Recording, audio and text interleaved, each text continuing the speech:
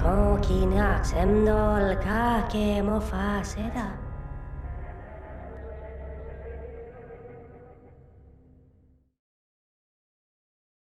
Welcome to Talking in Stations, a podcast about EVE Online. I am your host, Matterall. With me today is the Talking in Stations crew, along with one guest, Apollo, which we'll get to in just a second. First, I want to say hi to the crew, starting with Carneros. Morning, everyone. Good to see you. You too. And Elise is here with us.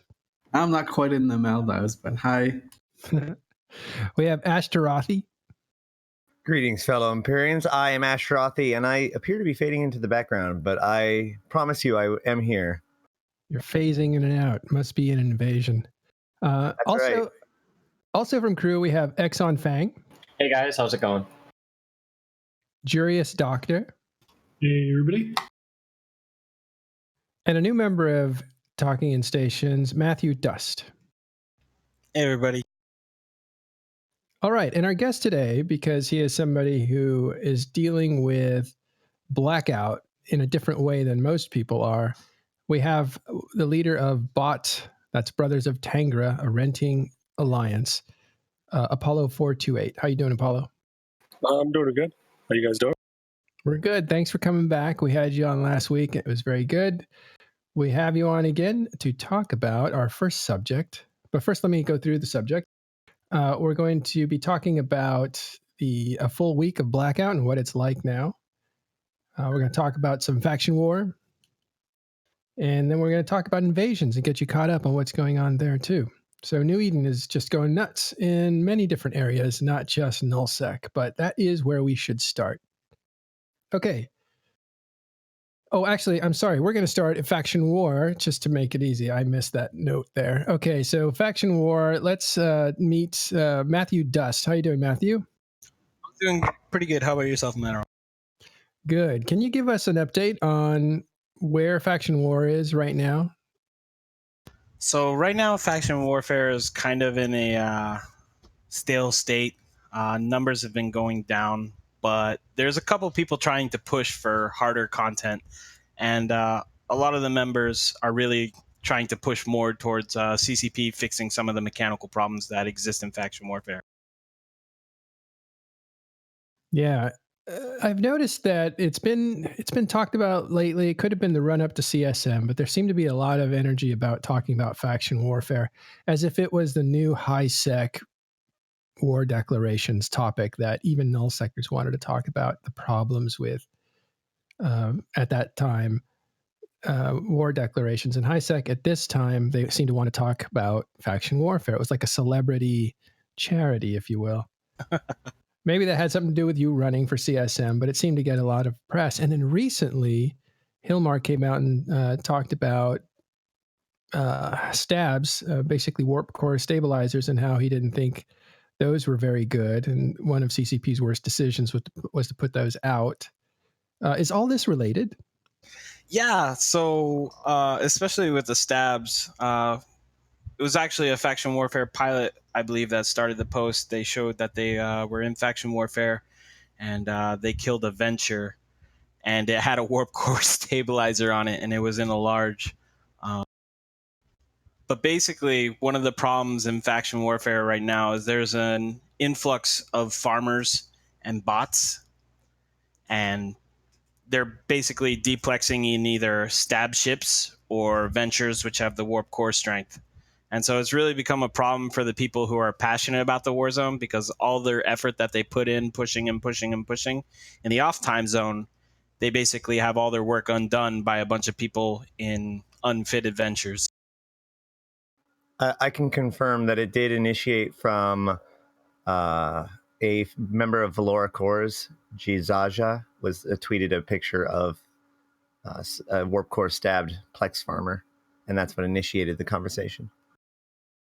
Yeah, and Hilmar jumped right on it, and that's serious. Like, good props to him. I'm really happy. So what is the deal with faction warfare getting as much attention as it's getting now? Is it just did something precipitate that, or? I created a faction warfare Discord prior to running to CSM. It wasn't my intention to run for CSM initially, but with more support and people saying I should, I decided to run for CSM.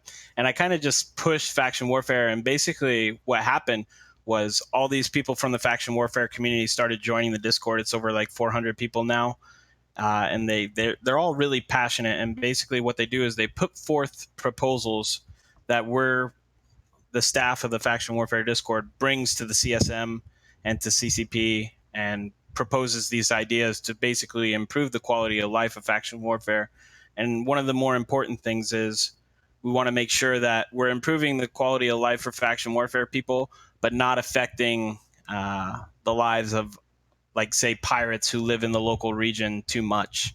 We want to be considerate of all different play styles who live in Nullsec, because content in Nullsec has got hit pretty hard as of lately.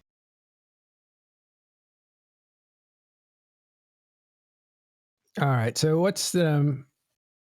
Do you guys have any questions? I would like to contest the fact that one tweet does not make a lot of attention to faction warfare. But that being said, there actually has been a few changes over the last several months that are very pro faction warfare. Although, I definitely would say that it's been quite some time, and faction warfare is well due for that kind of attention. But as Matt is working on, there's been historically there's been a lot of disagreement among faction warfare members for various reasons about what is the actual solution to the problems, or even what the problems are. Do you see that we are starting to gain a consensus on any level? So I would say it's a little diverse. Like, there are some people who believe the state of faction warfare is purely mechanical, and then there's people like myself who believe it's a little bit of the mechanics and also a little bit of player based. Some of the bitter vet syndrome saying it's not worth pushing the war zone, and this comes from all sides, in every single militia. But when they trickle that down to the new players, I think it affects the new players, because they join faction warfare and they're like, yeah, let's fight and let's take systems, and then it comes down from the leadership that it's not important. So one of the interesting things is that CCP really do have a strong appreciation for faction warfare. Through the years, they may not have it at the front burner, right? But when they were redoing Solve, they basically just took the Solve system from faction warfare and threw it into Nullsec with a few iterations on it. So that they obviously think that system has promise / works / is balanced. Do you guys agree a little bit, or would you like to see those capture mechanics kind of go away? Ironically, sorry. Go ahead. I was going to say, ironically, two of the things that make Intosis different are, in fact, things that often get recommended for faction warfare. One is there's obviously no acceleration gate. That acceleration gate does provide an attentive person an opportunity to basically pick and choose their battles. And obviously, people are in disagreement about whether or not that's a good thing. The other thing is that the Intosis link holds you on field, which is also about whether or not a person that's inside of the Plex can pick and choose their battles. And I think that this is also one of the reasons why things like Plex stabs are not necessarily as destructive as some people like to say, because ultimately an attentive person can choose 100% of their battles. They can decide to leave before the thing comes in, with the exception of the occasional curse or something like that. So there are some very significant differences between the Intosis, and it's mostly about making sure that you have to stay to fight. So last week, Thursday, we had a show on faction warfare. You can check that out. And they kind of zeroed in on some of the positive stuff that was going on in the Amar versus Minmatar conflict. So check that out. That was last Thursday's show on faction warfare. Yeah, there's one guy in Talking in Stations chat who's saying that CCP generally just does fixes to the meta as opposed to taking suggestions about how to actually help people who want to combat farming. It sounds, talking to you guys before the show started, it sounds like kind of both were needed at the moment. Was there a meta fix that we haven't discussed yet on this episode that really needs desperate fixing? Hint, hint. Well, I mean, I think I think one of the quick fixes that could be brought to the table, and Hilmer mentioned it in one of his tweets, was warp core stabs won't advance the plex timer. I think that one helps with some of the farming.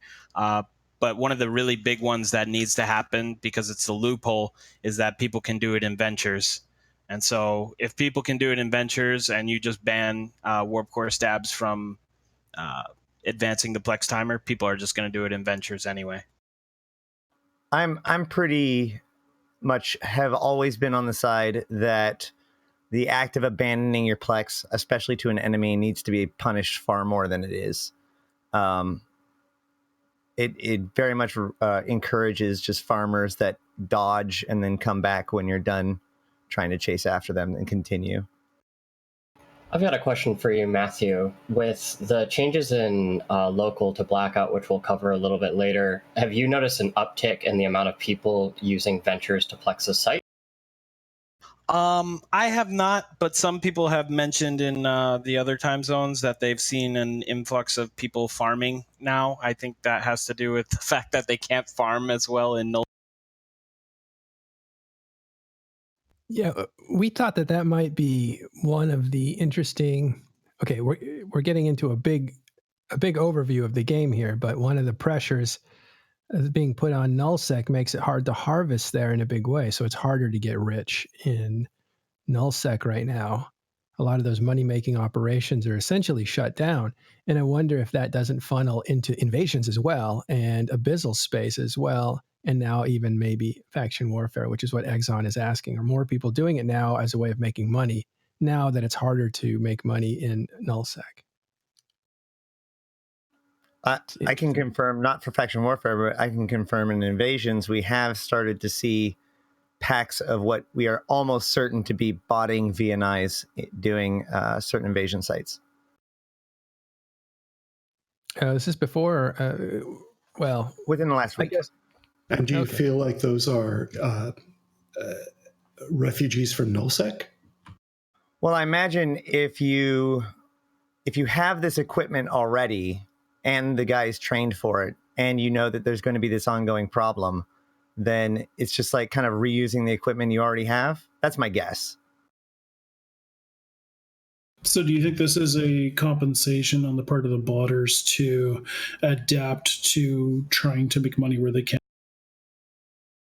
Yeah, they're not invested in any one technique. They're just invested in the goal, right? So whatever it takes, they're going to adapt to it.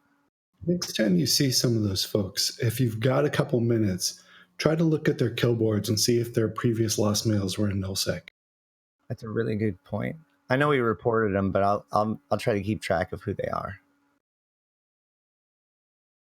All right. Well, thanks for that faction war update. Trying to figure out what the new normal is there, and we'll keep an eye on it. And Matthew, welcome to Talking in Stations. Thank you very much. All right, we're going to move on to one of the biggest stories to hit EVE Online in a very long time. That is Blackout. Nullsec has gone through a major change where basically their local has been wiped out, and so the intelligence that you had of knowing who's in the system with you is now gone. It's just vacant unless somebody types in there, like wormhole space, and that has caused a massive amount of lack of information, and lack of information is key in EVE Online. You have to know your situational awareness, and if you don't know how many people are in your system, you just have to assume it's one or more. It makes you behave totally differently. So Carneros, we wanted to take this from a different perspective, right? Well, yeah. Here, let's start with the fact that there are a lot of different types of players who play EVE Online, and some of them, you can break them down into different archetypes for along lines of how much risk are they willing to accept? How little risk are they willing to accept? How much are they motivated by acquiring more ISK? How little, how much are they motivated by watching ships explode? How much are they motivated by the team needs me, I need to help my group, versus the team can go to heck, I'm going to do what I want to do for myself, unless they happens to coincide with my interests. You got people who crave the spotlight or do well in the spotlight. I think a couple names probably come to mind for you, like they do for me. And then there are people who absolutely want to avoid any spotlight, don't want anyone to know what they're doing in Eve. And those are just, so there are a lot of other factors as well. How much appetite do they have to grind, for example, or do they need to have something different in front of them all the time? Their attention will shift. So there's different people. The people who we have had the easiest time interviewing about the blackout have been those people who are willing to talk to you, not afraid of a little limelight, a little bit more outgoing. So we went hunting this time for the people who were, no pun intended, for the people who were less likely to look for an opportunity to voice their opinion, but still had opinions. So I'll tell you how I did this.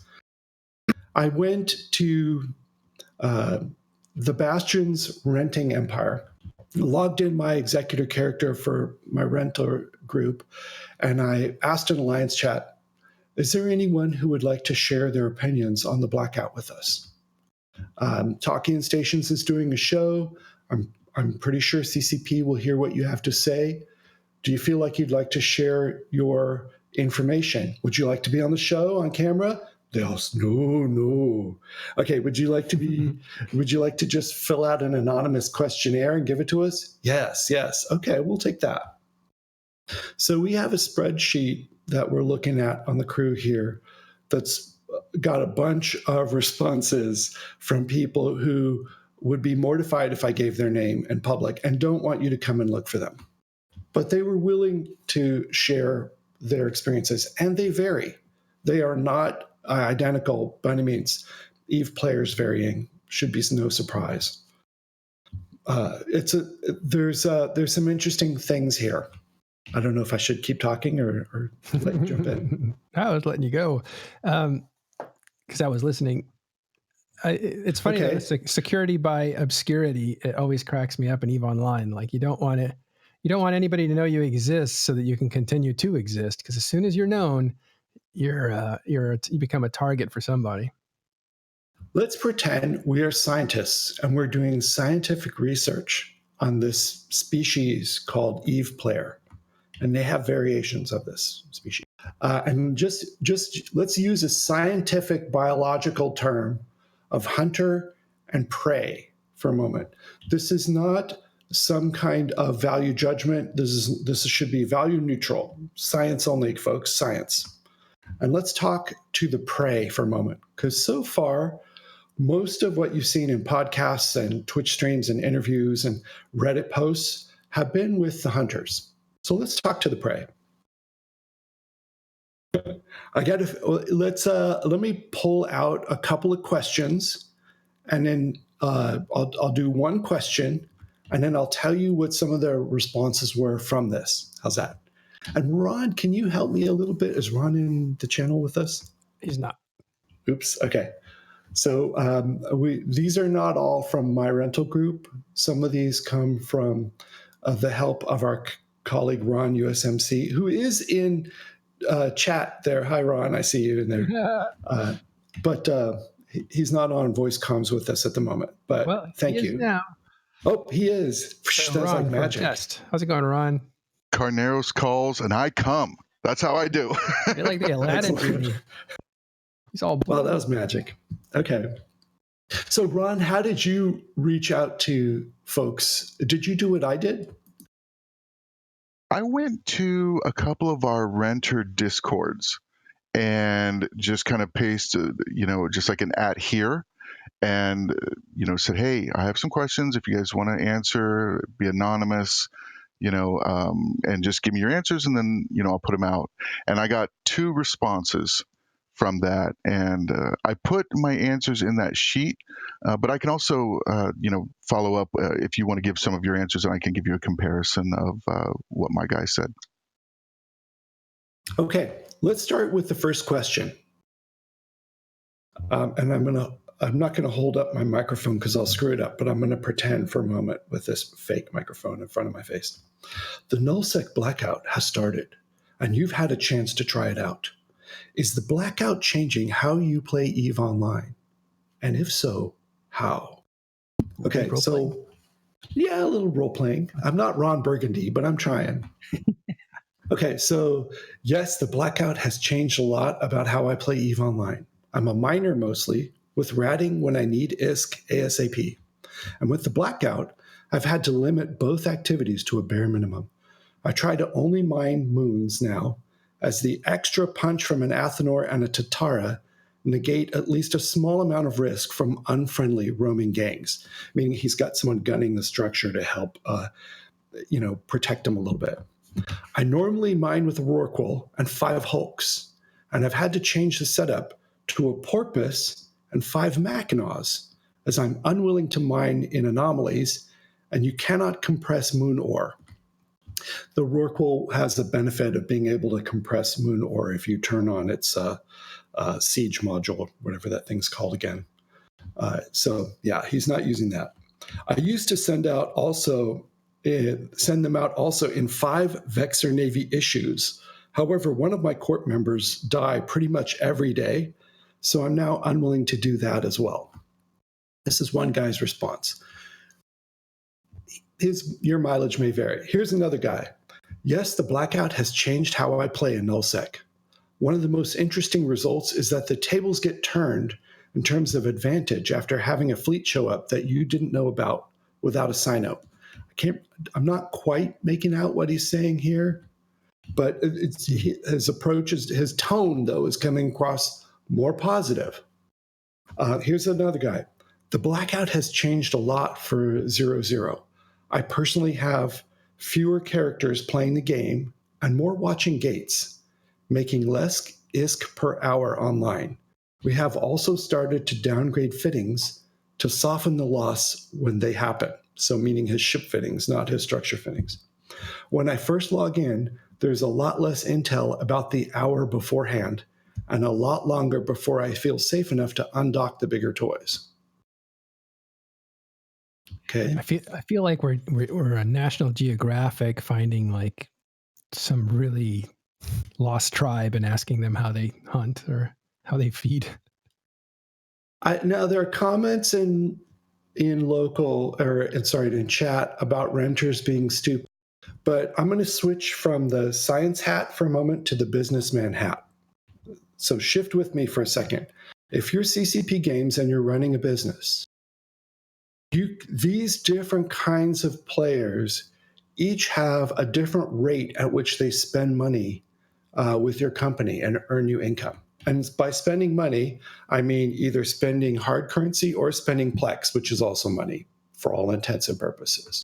So you have to look, is this renter guy spending more money and staying for more years and playing the game longer and have like a higher lifetime value than the guy coming to hunt him who's now encouraged by this change in the game? So is the change in the game increasing the number of high lifetime value players or decreasing the number of high lifetime value players? So you have to think about the math on that. It's complicated and it's completely unlike the science we've been doing here. But we'll go back to the biology and the scientist approach here. All right. Ron, can you jump in with one of yours while I find the next one? And here we have the native renter in their natural environment. And his answer is, no, the Blackout isn't changing how I play EVE Online. I use D-Scan more, but that's about it. And then, the follow-up question was, are you playing the same, more or fewer hours and with more or fewer characters? And his answer was, I'm playing about the same amount of hours, maybe a little less, depending on hostile fleets roaming around with the same amount of characters. Here's another guy. I have switched from mining in a capital Rorqual to ratting with a VNI or Ishtar. And I'm playing fewer hours. I'm logged in maybe 4 hours outside of ship spinning with just one of our 4 characters. My 5th, that was training for Rorqual, now has no subscription. So different things from different ones. And you know, he so then the next one, you know, are you flying different ships? And he says, you know, I'm flying the same ships currently, but I'm also going to skill into the Rook.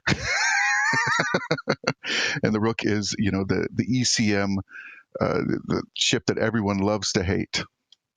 And doesn't show up on DScan. Yep. And that you, for years, you absolutely never heard the word Rook except in the context of Alliance tournament. All good. Yeah, there are a bunch of other questions we asked them. Have you noticed any changes in the number of players active in fleets or on comms? You know, thinking about ratting specifically, are you experiencing the number of people ratting going up or down? Are there more rescue fleets, the same, or fewer?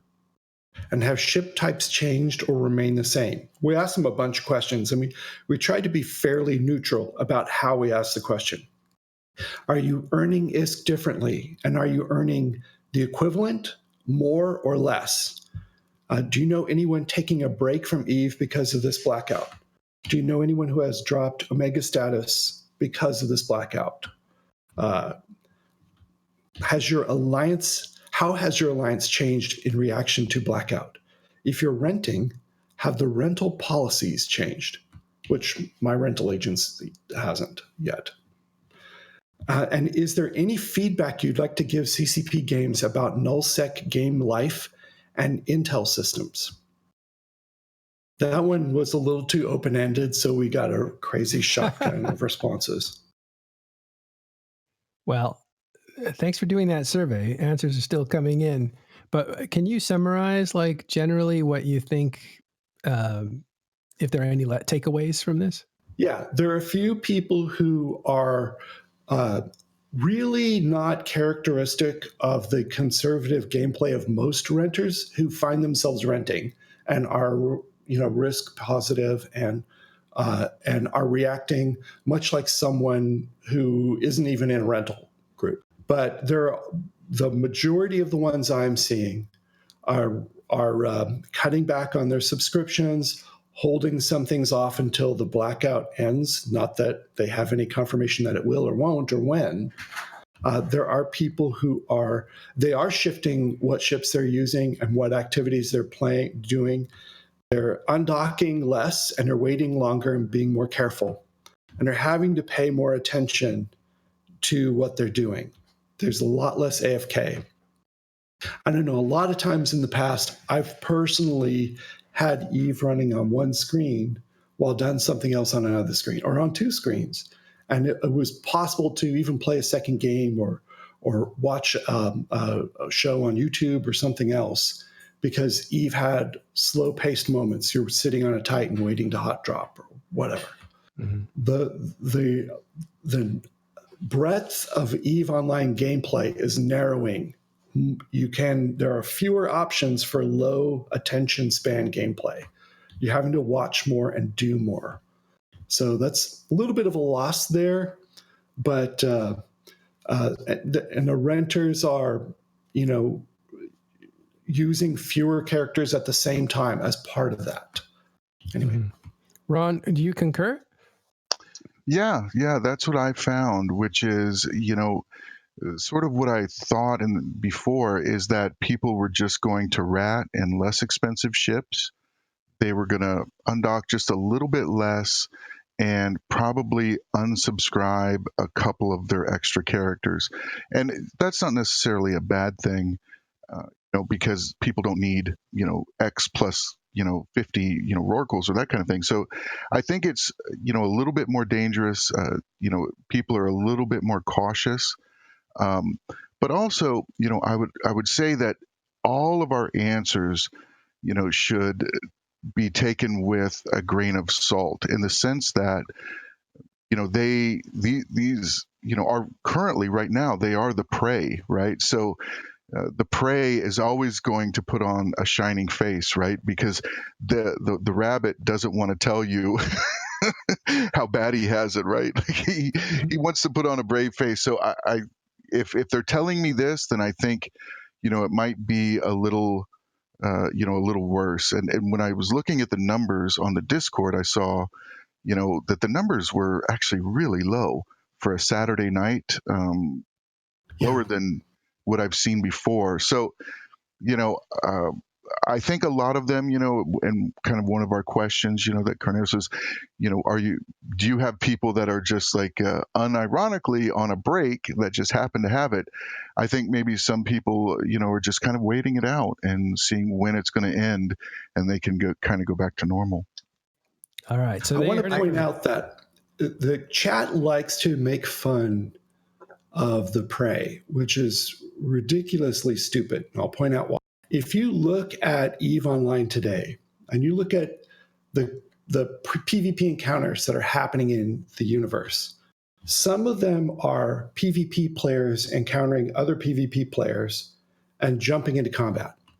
But a huge portion of them, I don't know what percentage, but a huge portion of them are a PvP player dropping on a PvE player and trying to gank them. That is very popular in this game. And a lot of those people running their mouths off in chat like to do that as part of their gameplay. And do you want to get rid of all of your prey? That doesn't make any sense. That's Carneros being upset. That's about as upset. That's as upset as he gets. Ash wants to jump in real quick. So what's up? I want to point out two things. One, to anybody who's trying to wait out the blackout, thinking that this is temporary, not only does every single clue suggest that it isn't temporary, the clues specifically suggest that it is probably permanent. Right after the blackout, the lore events that came up to attach to it, or the reports, specifically say that it will be indefinite. And that was in response to everybody talking about how temporary it's going to be. So I would prepare for this to be a long thing. And on the subject of renters, I wanted to say that you got to think about it as simply a name for a relationship, right? So we have people that need to do industrial things, mining, etc. People need to use the land. And then there are people that want to fight over things. Those two groups have to work together. Historically, they have had different alliances, and then they come together to form bigger organizations. This is how nullsec groups have gained strength and power over time. These two kinds of people working together. The rental relationship is just one iteration of that kind of relationship, in which it's the combat pilots say, we will protect you if you use this space, and to let you use this space, we need some of the value from that space to pay for that protection. It's a very basic economic agreement. And while there may be a lot of things wrong involving the way that rentals have to operate, or the way nullsec works in one mechanic or another, the actual relationship of having renters isn't necessarily a problem. And I think that they get a lot of bad stigmatization. All right, that's all I got to say. All right. So you heard from two of our finest scientists going out into the field and studying these in the animal kingdom, these squirrels or rabbits or whatever they are. And we want to talk to another person who is affiliated with renter alliances, and that is Apollo. So, Apollo, I throw a question out to you. Does that sound like the same experience that you're hearing from some of your guys? Yes and no. We're a little different for our rental empire at the moment, because we're going through changes and as far as like a lot of people on. Did he just cut out for you? He did. Lol. Thank you, guys. But as far as people unsubbing and everything, I have heard of a few corporations dissolving and their members unsubbing because of blackout. Just wait until come back. As far as how many, I like the last count I had was 3 corporations actually dissolved. As far as their player base, I don't know how many are actually quitting. Everyone says they're quitting, but it is what it is. But like renters also have a different look at things, because as stated before, renters come out to 0-0 to try to make money, try to get to that point where they can join the big PvP groups, and if they're constantly getting ganked and all that, they can't make the money, and especially with Blackout, not if they can't see if anyone's in local, they're taking big risks, and it sucks for them. But as far as the renters that I deal with, honestly, a lot of them are like if once they get past the idea of Blackout, they literally love the idea now, because before somebody go into local, instantly see them, and then they'd have to run. I'm not clicking around. Oh, okay. Sorry, buddy. So what's their behavior now? If that was... Well, now they've become accustomed to fitting Sinos to them. Before they weren't. So like we have now that we have our super umbrella up, so it's like now we're begging for people to get tackled. So Elise, let me bring you in, since you're someone that is in Pandemic Legion. The Malpace umbrella is up with NCPL and I guess Horde nearby. Yeah, I mean it's completely up. We're starting with the ADMs up as well. I mean, for what it is, it's incredibly safe. I think there's a few things we can do to make it even safer and to catch up with some of the more established space-owning alliances in the game. But yeah, I mean, it's a pretty good situation in terms of things that are saved. I know as we're getting settled, a lot of our ops are, instead of offensive ops, they're more defensive oriented. So there we have like standing fleets that are moved between a bunch of different alliances. And when someone gets dropped on, light the Sino, go save them, come back, easy peasy. I mean, it's just adapting to the way the game is going. All right, somebody asked, what's an ADM? I'm glad you asked, Ashterothi. Go for it, Elise. I mean, it's essentially just how much you use the system, right? So there are different things to keep the ADM up. It's like how much you mine, how much you rat, and how long you've held the system. So it's essentially just a metric for how used a system is. So as you see like an alliance, or actually like 3 alliances essentially relocate into drones, you kind of go back, or you can kind of see like as they're getting more situated, things start to get used more. That value is applied to the defensiveness of the system's sovereignty. So if it has a high ADM, then it takes longer to entosis the structures, and therefore gives you a little bit more reaction time to pull together. So one of the things that Blackout has done for the Bastion is we've actually formed a few ADM fleets and sent them out to raise ADMs and systems. So made people get in fleets and go PvE. ADMs are activity defense modifiers. So just 1 second, I want to take one more step back a little bit. So every nullsec system that's owned by sovereignty has 3 indexes: a military index, an industrial index, and a strategic index. The military index is increased by ratting. The industrial index is increased by mining. The strategic index is increased by time in system, holding the system by one organization. Those things affect the quality of that system and the defensibility of that system. Higher military means better rats. Higher industry means better mining opportunities. Better strategic value means that you can anchor the cooler sovereignty things. Now, all 3 of those combined go together to create a thing called the ADM. And that controls how broad your vulnerability times are within null. So the higher your ADMs in any given system, the narrower the window of opportunity that somebody can strike in that system and put you into threat. Mm-hmm. The other caveat to that is that you can make a system your capital which basically bonuses the ADM without having to do all of those extra things to keep it up. All right, so that's for the new player. Everybody, a lot of people know that kind of stuff, and I want to bring it back to what Elise was saying, which was that Malpace is being, the fortress is being built. You have the super capital umbrella that is going to look out for ships that need help and will light a Sino to be able to open a portal to them so they can be helped by basically the police department that sits right in the middle. And the ADMs are going up as well, so the systems are getting harder and harder to actually take away from NCPL and Horde. Does that sound right, Elise? Yeah, more or less. But the ADMs going up isn't necessarily for, the purpose isn't necessarily to act as a defensive measure.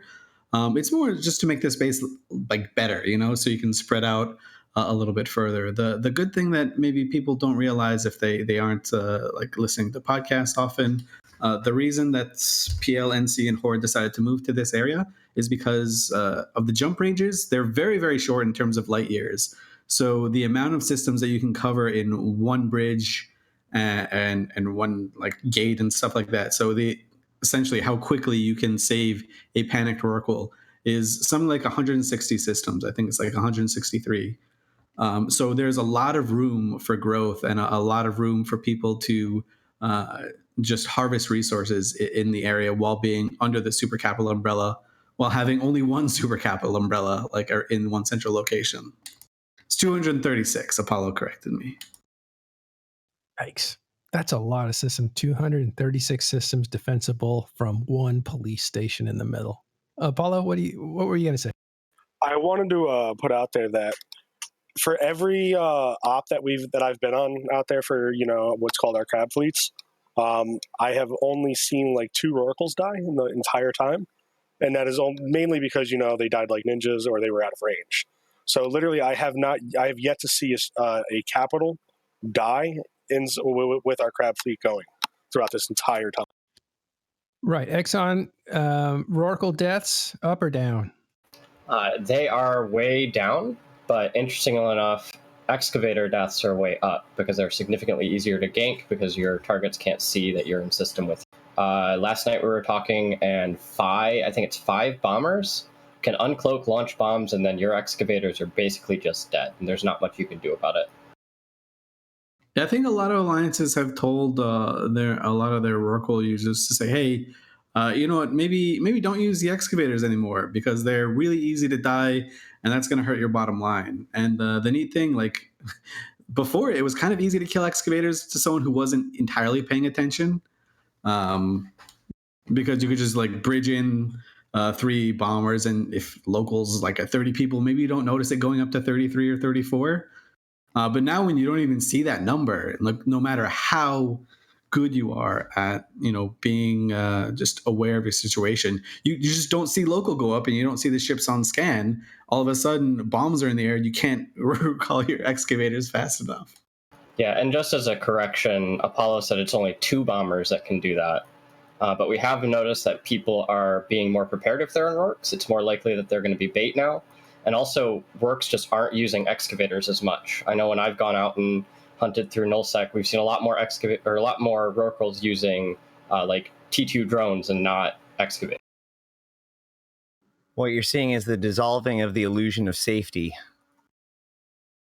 Those people who are still out there are doing more to keep themselves safe because they understand that the system itself won't keep them safe. Well, I think a lot of the more established groups that they're ratting or mining under super capital umbrellas, I think they're still relatively safe because those groups have all the infrastructure needed to keep them safe. As Apollo was saying, like none of the Rorquals or any of the carriers or supers really died while people were paying attention. But it's just a matter of the people that aren't paying attention. Like last night I went out and I killed a super and 3 Rorquals. Just managed to grab them, and they weren't paying attention. They're just like used to being feared. And one of the interesting things, and I'm sorry for getting distracted or getting off topic a little bit, is it now does seem like some of the bigger groups are like they can bleed. Like the mentality has changed in the player base and the hunters, where the hunters feel like they have an advantage. And I'll just talk briefly about it. Like if you're in a wormhole group, which is kind of where a lot of the nomadic groups have kind of been focusing towards, is being in a wormhole, because you can just go to, like, you can just roll the hole, go to different areas and hunt. So previously, unless you were in Volta or one of the bigger ones, you would see a Delver, Quirius, or Fountain Hole, and you'd be like, ugh, no thanks, let's just roll it real quickly. Now you see one of those holes and you're like, well, let's go see what happens, right? It's not necessarily that you think you can kill all the Rorquals in Delve, right? But the advantage that you have now is the intel networks. They don't know exactly where you came from. So even if you do take a swing and a miss, you can pull your fleet back and get back to your home hole without the defense fleet kind of cutting you off, which was the problem before. Because intel networks were so advanced, they could say, oh, these guys came, like, they must have come from this hole. Let's go jump around them and kill them while they're trying to pull back. So now it does seem like people can bleed now, which is a good sign. I think another important point to note is that people's responses to those kind of fleets are a lot more measured now, because the risk of there being 100 bombers cloaked in system or in a wormhole a couple jumps away is a lot greater. I know when my group has gone out and tackled things, we've noticed maybe instead of 3 or 4 supers coming out, maybe only a carrier or 2 comes out initially to try to defend them. So let me just open this up to all the guys in here. What are you guys' impression of Blackout? I mean, personally, I think it's one of the best things to happen to EVE in the last 10 years. Why? A number of reasons.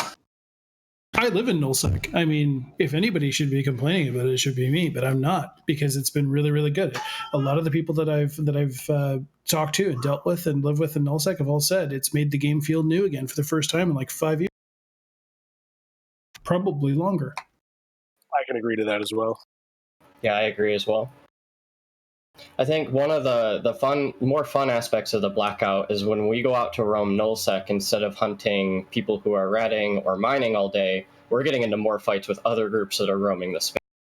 Because people aren't staying hedged in and waiting for the intel to tell them when it's safe to dock up. You don't know anymore. And that absence of knowing, that gap in your intel, means that you have to go out and find out, which means that you can end up in a situation where you're like, oh shit, and your heart starts beating and you get those shakes again that you experienced as a new player the first time you got into a low-sec fight, or first time you got into Null and got jumped. That's the excitement that keeps us in the game. And we're getting it again. Well, no, okay, that's great for people who like the active gameplay. I think one of the points that Carneros brought up astutely was that there's a whole class of player that isn't playing for the adrenaline rush. They're actually playing for the longevity of it, the ownership society, I used to call them, where they're just accumulating gold and counting their gold coins. And they can do that passively as they do other things, so it doesn't impact their entertainment value. So not everybody's in it for the rush, but the guys that are in it for the rush, it seems like this is a good thing for them, even though they're killing each other mostly, because all the guys that were out there harvesting and playing it passively have kind of said it's too dangerous, I'm going to dock up. Is that about the size of it? No. There are a couple more things to bring up too. This is a time of change and stress. So one of the things that happens in these times is your leadership of your groups, your corporations, your alliances, your coalitions, all have to work harder right now. So those people are trying to figure out what to do to take care of their tribes. The military directors are trying to think of ways to keep them safe or to take advantage of the opportunity. The logistics guys have more work to do whenever the military guys think of a new idea. The military guys do a lot of hard work, but they also create a lot of work for the logistics guys who have to run around like headless chickens and make that all happen on a quick time frame. And then the drifters was a lot of work for the logistics guys. And honestly, we have no reason to think the drifters are gone. We have every reason to think the drifters are on a temporary break while they go get a coffee or something. They could be back tomorrow. So there are different groups that are being stressed right now. And then if you look at the quality of chatter happening in the Talking in Stations public channel, Reddit posts, your Alliance comms, your Alliance chat conversation channels, people are stirred up by this, whether they're pro, con, undecided. There's a lot more emotionality going on in this game than there was 3 months ago. There's different dynamics, and we're still definitely, I think Ashterothi pointed it out really well in text chat, that this is not yet the adaptation phase for this Blackout experiment. This is just the experimental phase while people try stuff. People have not adapted to this yet, and I really agree with him. The experimental stage is stressful. Okay, I haven't decided personally if I like this or not. Yeah, Whether or not I like this is it good for the whole game? If it ends up being good for the whole game, great, I like it.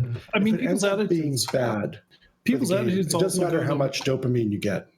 Right, but people's attitudes go the way of being, either reactionary, and you're right, it's a very emotional phase. But we used the term of talking like scientists earlier.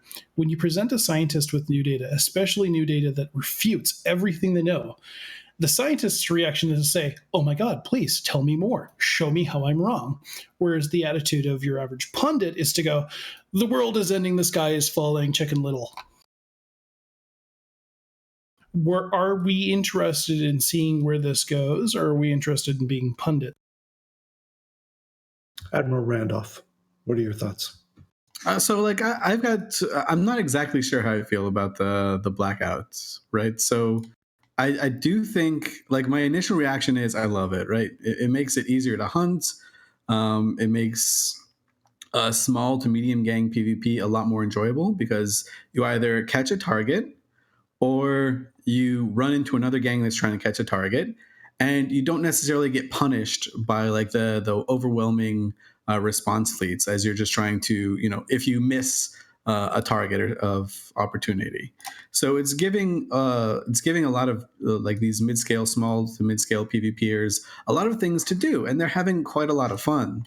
And the knockoff effect is a lot of people are coming back, at least in my like circle, right? So I've been playing Eve what feels like forever, and every year, every so often, you do see like people that you like. They're just like, the game is not for me anymore, and it has felt over the last 2 or 3 years where a lot of the PvPers have said, the game's moving away from me. I'm not interested. And those people I played with, they were my friends, and I was sad to see them go. And so on one level, I'm really happy to see them coming back because, they're just people I play games with. And a lot of them are coming back. They're not like, it's not like, thousands of people are coming back every hour. I'm talking about like a dozen people every week. And so like, there's probably like 50 extra people that I know online now. So from that level, I love it. But I am kind of a little bit worried to see or wary of, how the response is going to be. Initially, I know because I've got like my fingers in a lot of pies. So I've got I'm part of a Tappy group as well, and their response, and I'm sure Ron can put more insight into this. Their response was, "Hey, let's just dial this back." And in my little sig, they're like, "Yo, let's not be the first guys to lose our Rorquals to whoever's coming into these hunters. So you guys have these fat wallets. Just don't go out in space." And I was worried that CCP's kind of ambivalence on how long the blackout would be, or if it was temporary, or if it was permanent, it would make these people just stay logged off until the blackout's gone. But it does seem now, at least the last couple days, especially the last couple days, people are having the mood of, well, we didn't want to be the first guys to die. Other people are already dying. But there's a lot of stuff out there. We could be making a lot of money. Let's just go. Let's just like risk it for the biscuit. Let's just go and have fun, and maybe not have fun, but let's just go ahead and make that money before everyone else is still on the sidelines. So I guess the attitude is like slowly starting to change. I'd like to see exactly where that attitude lines up, because as Carneros was saying, if all the hunters or if all the prey are just like, going back to high sec, YOLO, then Nullsec kind of sucks, and it's an overall bad change. But if they decide to say, hey, you know, we're going to stay out here, we're just going to take less expensive ships, then that's actually a pretty good change, right? You don't want people, like the fact that Rorquals aren't using excavators now is insanely good for the economy of EVE Online, just because every Rorqual out there is now making less, like now mining fewer resources. That is something that we had a pre-show with Ron, and Panda was on there, and he seemed kind of bummed out that there just wasn't many targets out there. So yeah, they're probably seeing less grazers out there that they can jump on.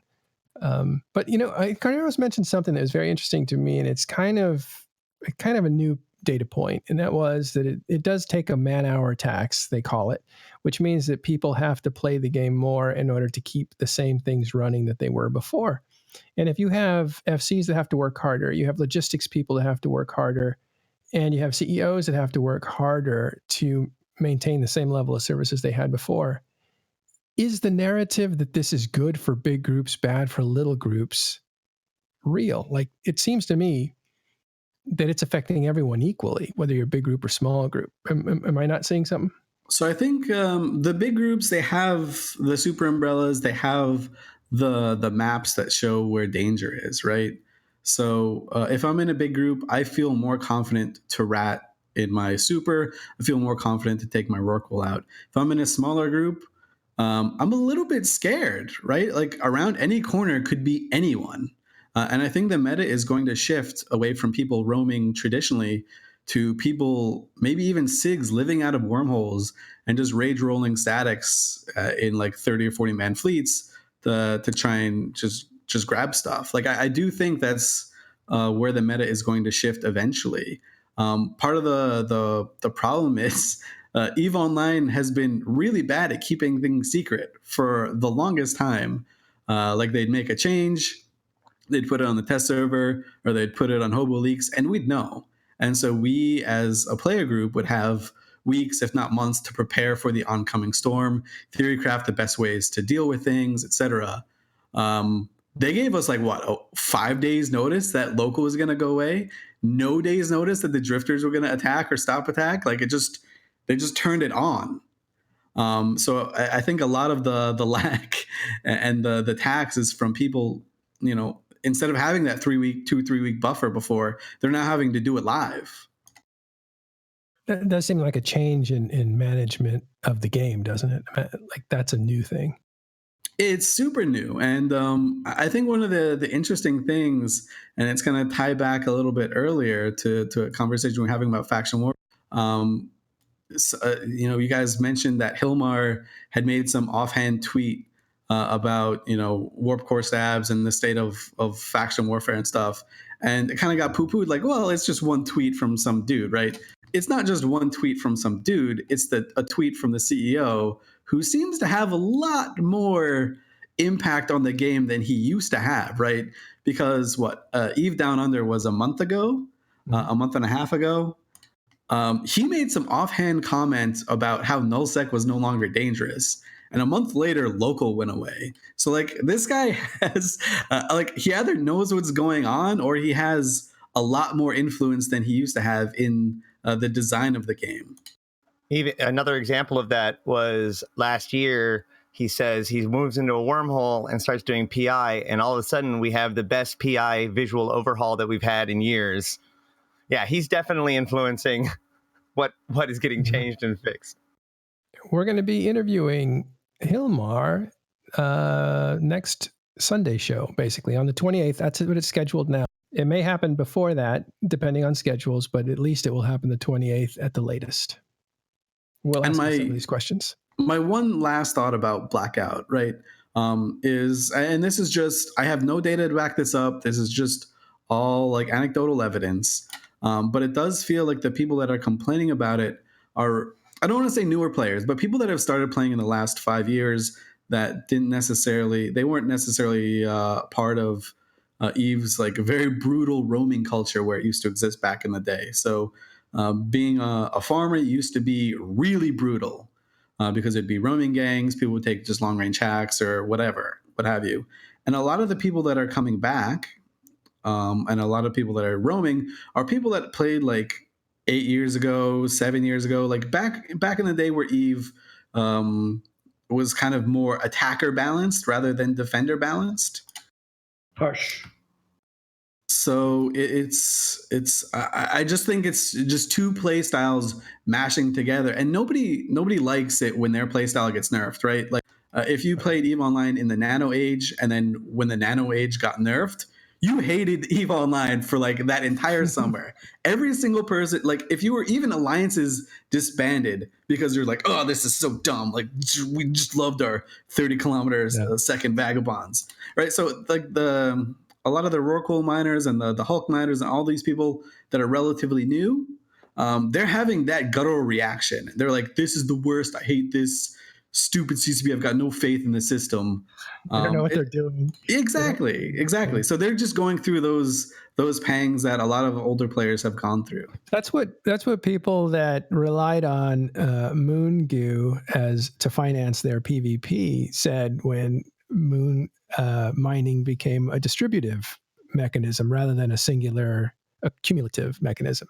So you needed a lot of guys to mine the stuff, and these PvPers didn't want to do that. So now they're out all that money when they used to just collect a paycheck because they just needed to haul it to the market because it would drip, drip, drip into a container for them. So, and, Black Ops guys took off when Phoebe jump changes happened and really nerfed them so they could only do one a Black Ops jump per day. That was too little for them. So they took off too. Like they said, we're taking off. So everybody, when they take a hit to their gameplay, they're gonna feel like this game's going in the wrong direction. I'm out of here or whatever. It's a very visceral reaction when your gameplay gets nerfed, right? So, and the worst thing is that everyone else on the other side of the community in EVE Online, they just point and laugh at you, right? So when Vagabonds and stuff got nerfed, everyone was laughing at them, right? And now when Moons got nerfed, everyone was laughing. And now, I mean, we see the same thing happening. But EVE Online is just a simulation of where we just love to share in misery. Apollo, you don't seem very miserable. You should be miserable, but you're not. I'm having too much fun. One man's misery is another man's opportunity almost every time in EVE. I mean, I thought about that when you have, like somebody said, somebody smarter than me said, every kill represents a loss for somebody else. Oof. I mean, it's simple, but so profound in EVE Online. Every loss is somebody else's thrill. You lost something and you're like, damn it. And then somebody else is saying like, did you see what I just did? That's how this game exchanges. And I do think even the losses in PvE can be like that. You lose an expensive ship in an abyssal, and everyone in your alliance is going to let you know about it. And Brothers of Tangra just got a nice thing this month. They just got a superb, world-class supercap umbrella to help bolster their defenses. Things could be worse for bot. So, yeah, I don't know. Probably gonna yell that, but say something. My question is to you guys: is like for your rental empire, how many of your rental empires actually have a how's it called? An umbrella that actually defends your renter? Mine has partial. Depends what time of day and where exactly they are and what else is going on at the time. I wish Ron was still here because I'd love to ask him the same question. From my experience with because I'm in a Tappy group as well. They do sort of patrol their renters, but not necessarily. Only if like the renters kind of speak up in time, right? It's not like, hey, we're watching over you, blah blah blah blah blah. It's if the renters speak up in time and communicate effectively, then yeah, we'll go save you because it represents kills for us, not necessarily saving you, but kills for us. So it's mutually beneficial. Right. Maybe this is a training opportunity too. What to do if you get tackled. But sorry, go on, Apollo.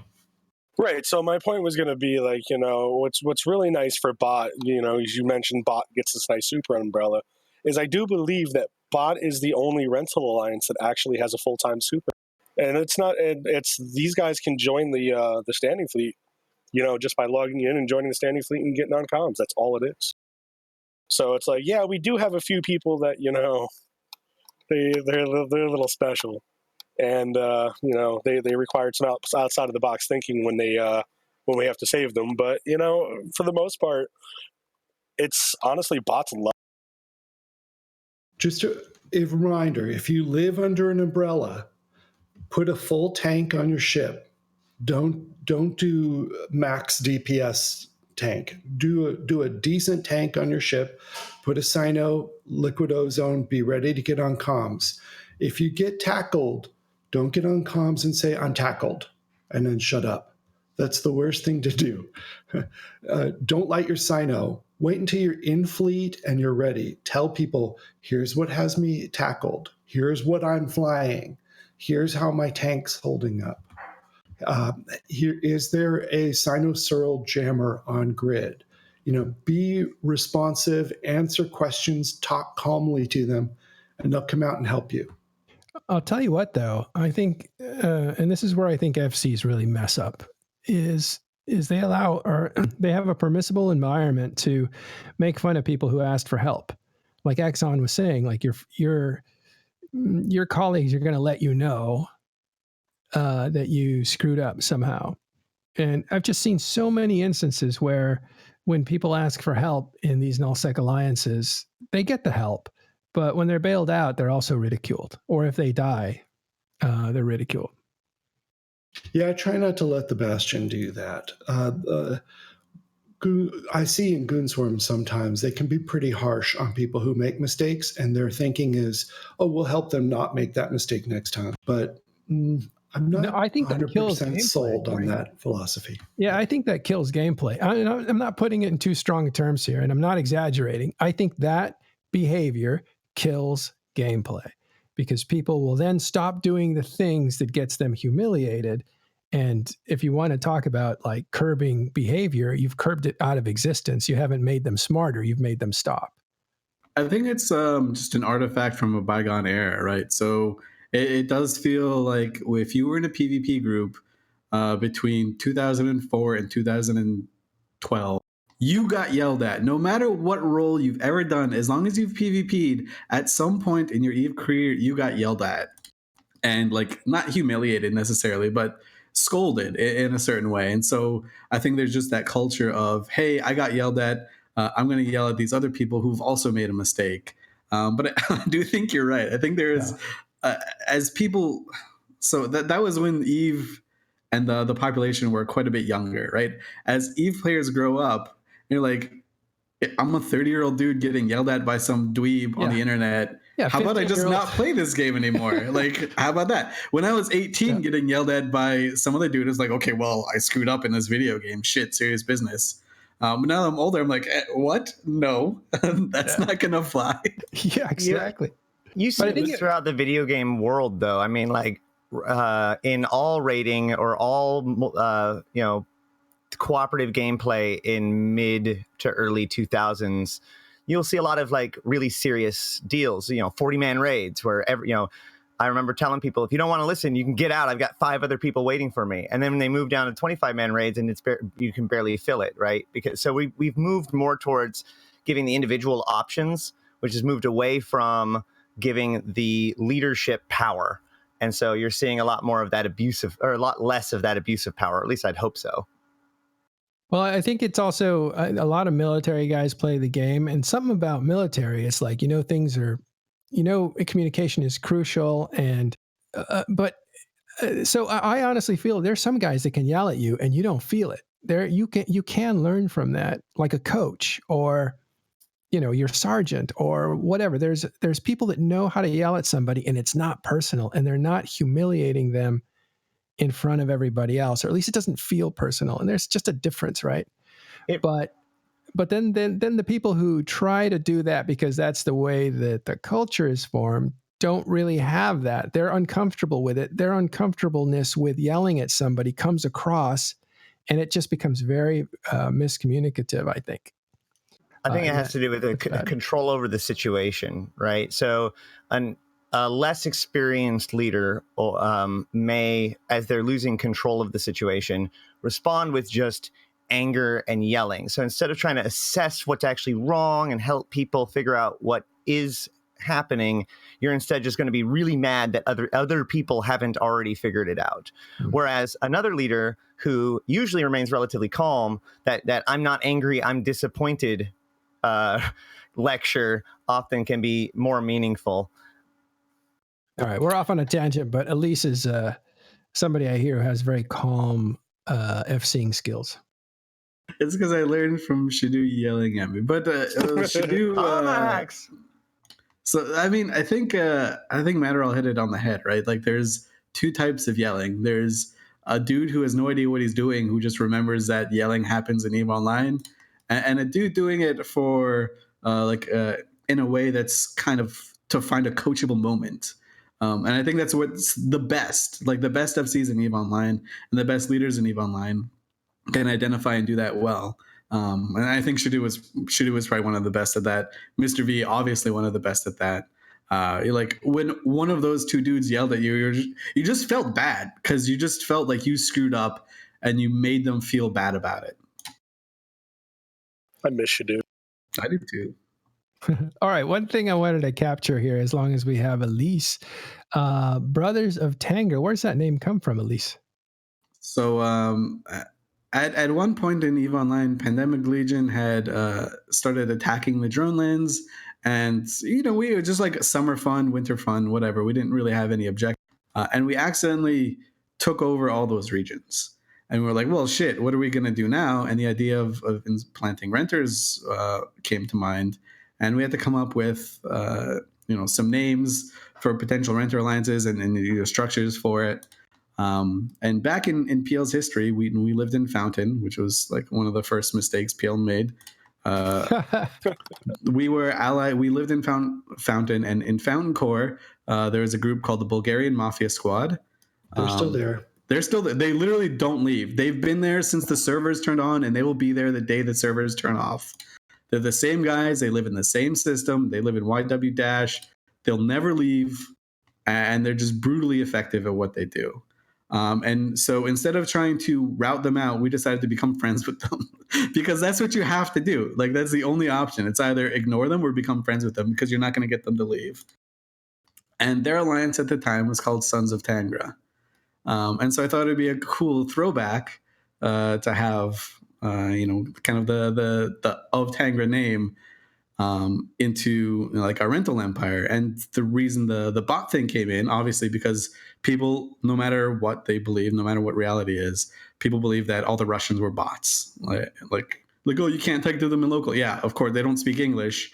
So, of course, they're not going to respond to you in English. So they're not necessarily bots. But so I was like, instead of Sons of Tangra, we can do Brothers of Tangra, and the thing is bot. Fountain says hi, Elise. So there's this one time where my CEO at the time, XX Angel XX, asked me to move a fitting for her Titan. And at the time, Titans were kind of like a big deal. And this was a Cormax modified smart bomb, which was 9 billion ISK. For reference, I had 40 million ISK in my wallet. And she was like, well, I need someone to move this one system for me. I'm like, okay, I'll do it. She's like, okay, well, it's an expensive thing. I'm like, I'm using a stiletto. I can't die. And so I died, obviously, from the bot guys, or from the Sons of Tangra guys. This was after we were no longer friends with them. So they killed me, and then I got ridiculed for losing a 9 billion ISK smart bomb. Then you got yelled at. Then I got yelled at, yeah. Now you haven't hauled ever since. Yeah, now someone else does it for me. Right. All right. Okay, any last thoughts on the blackout and how it's affecting groups? From the small gang perspective, it's made our group a lot more active. We've been roaming through Nullsec a lot more and been having a ton more fun. So all positive for me. That's Exxon Fang from Fouadet and the Chickens, if you don't recognize his voice yet. Bok bok. Yeah, so I have been noticing that, though, that people are running around looking for easy prey, but ending up running into other predators. And we just put this in terms of archetypes so people can understand it better. But yeah, so it's a lot of, I think what I've heard is a lot of mixing of, you don't know you don't know what the threat level actually is, so you engage and you're surprised, or you assume that the threat level you're imposing on someone else is obscured by blackout, so you are more willing to fight. It's working in a very strange, multiple dynamic way. So to give an overall summary of what this is hard to do. There is one quote though. See if I can grab it here. Yeah, but it says, this is a quote from Exuki. It says, Blackout is good for people who play the game and like to get into fights with each other. That seems to be pretty much the bottom line for EVE Online's Nullsec Blackout right now. But for me, go ahead. I'd say the one thing that I think is maybe not talked about too much, and I talked about it a little bit, but I think the major good change of Blackout is that these groups can roam into an area, and even if they're successful or not at finding a target, they can leave without being like horribly punished. Because I think that's what happened a lot before with the Intel networks and with local. There is only a certain number of ways out, and the defender knew exactly where you were coming from. So even if you miss tackle on something and you just want to leave, you would be punished as a group because you're like, they would just drop you. The defense fleet would drop you on your way back. And now that's a lot less. That's happening a lot less. Just because people aren't necessarily sure where you're coming from, because someone has to be on the gate watching as you go through. I think that's a huge point. Huge point. There is one other thing, and it's not the fault of the Blackout at all, but there are massive dread bombs set up in places all around New Eden now. Not high-sec, okay, but other places. And if you live within jump distance of an NPC station, you need to take that into account with whatever you're flying, because there are big enough dread bombs to handle anything you got, any one or two ships you got in space. So you have to be careful. Yeah, dread bombs rely on the surprise, getting the surprise on your enemies. So the fact that it's much easier to get that surprise has meant they're a lot more effective now. And for whatever reason, the psychology of EVE players today is very, very willing to sacrifice a dread for a good kill. Even a not so good kill. Yeah, even though their insurance value went down significantly, it doesn't seem to be deterring that. Okay, so and once again, I think Elise made a great point. I've heard that before. I forget. It might have been Elise before, but the idea of having evasive maneuvers is very exciting, right? That's part of the game's excitement. Is if you can get away from something, it's just as exciting as if you can capture and kill it. So if you can get excitement on that side of it, I think it's really interesting. Okay, so Blackout, that is still going on, and it probably will indefinitely. That's the last thing. The last thing they said is indefinitely, but I think then Falcon came out and said, like, it's indefinite. However, that doesn't mean we can't turn it off. I think he came out and did a tweet to that effect or something. So people are confused on how long it's going to go. Assume permanently. They've definitely hedged their bets, but all indications seem to be a hint towards prepare for the long haul. And last thing, PCU numbers, people keep looking at that saying, is that an indicator of how successful this is? What do you guys think? And where are the numbers? I think that PCU is an awful metric that doesn't tell anything. I don't think any of the people who make business decisions or decisions about CCP care one bit about what PCU means, because they have better metrics that mean better things. And the only reason why we give so much value to it is because it's basically the only metric that we as players have. So it means a lot to us, but maybe not to them. The psychology of why it means a lot to us, I think, has to do with our investment in the game. Do we want to play a game that's dying? Do we want to play a game that's growing? So I think that's why people look at it and are really, really skittish about those numbers. Are they going up? Are they going down? And they want to measure it within a week rather than a month or 6.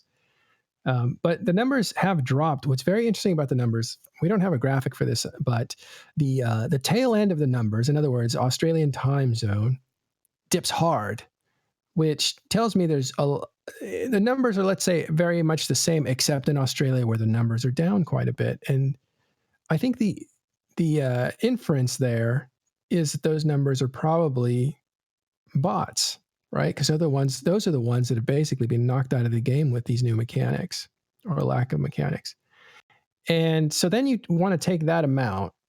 Let's say it's down by 5,000 in Australian time zone. And I'm just going to play with numbers here. This is not scientific. But you say, okay, so 5,000 bots are out. We imagine those would run all day long. So then you take 5,000 out of the peak time. But the peak time right now is just about the same as it was. It might be down just a little bit, but not much. And so now you have to wonder how many more players are coming, offsetting the bot loss to create more or less stable numbers, even if they're down just a little bit.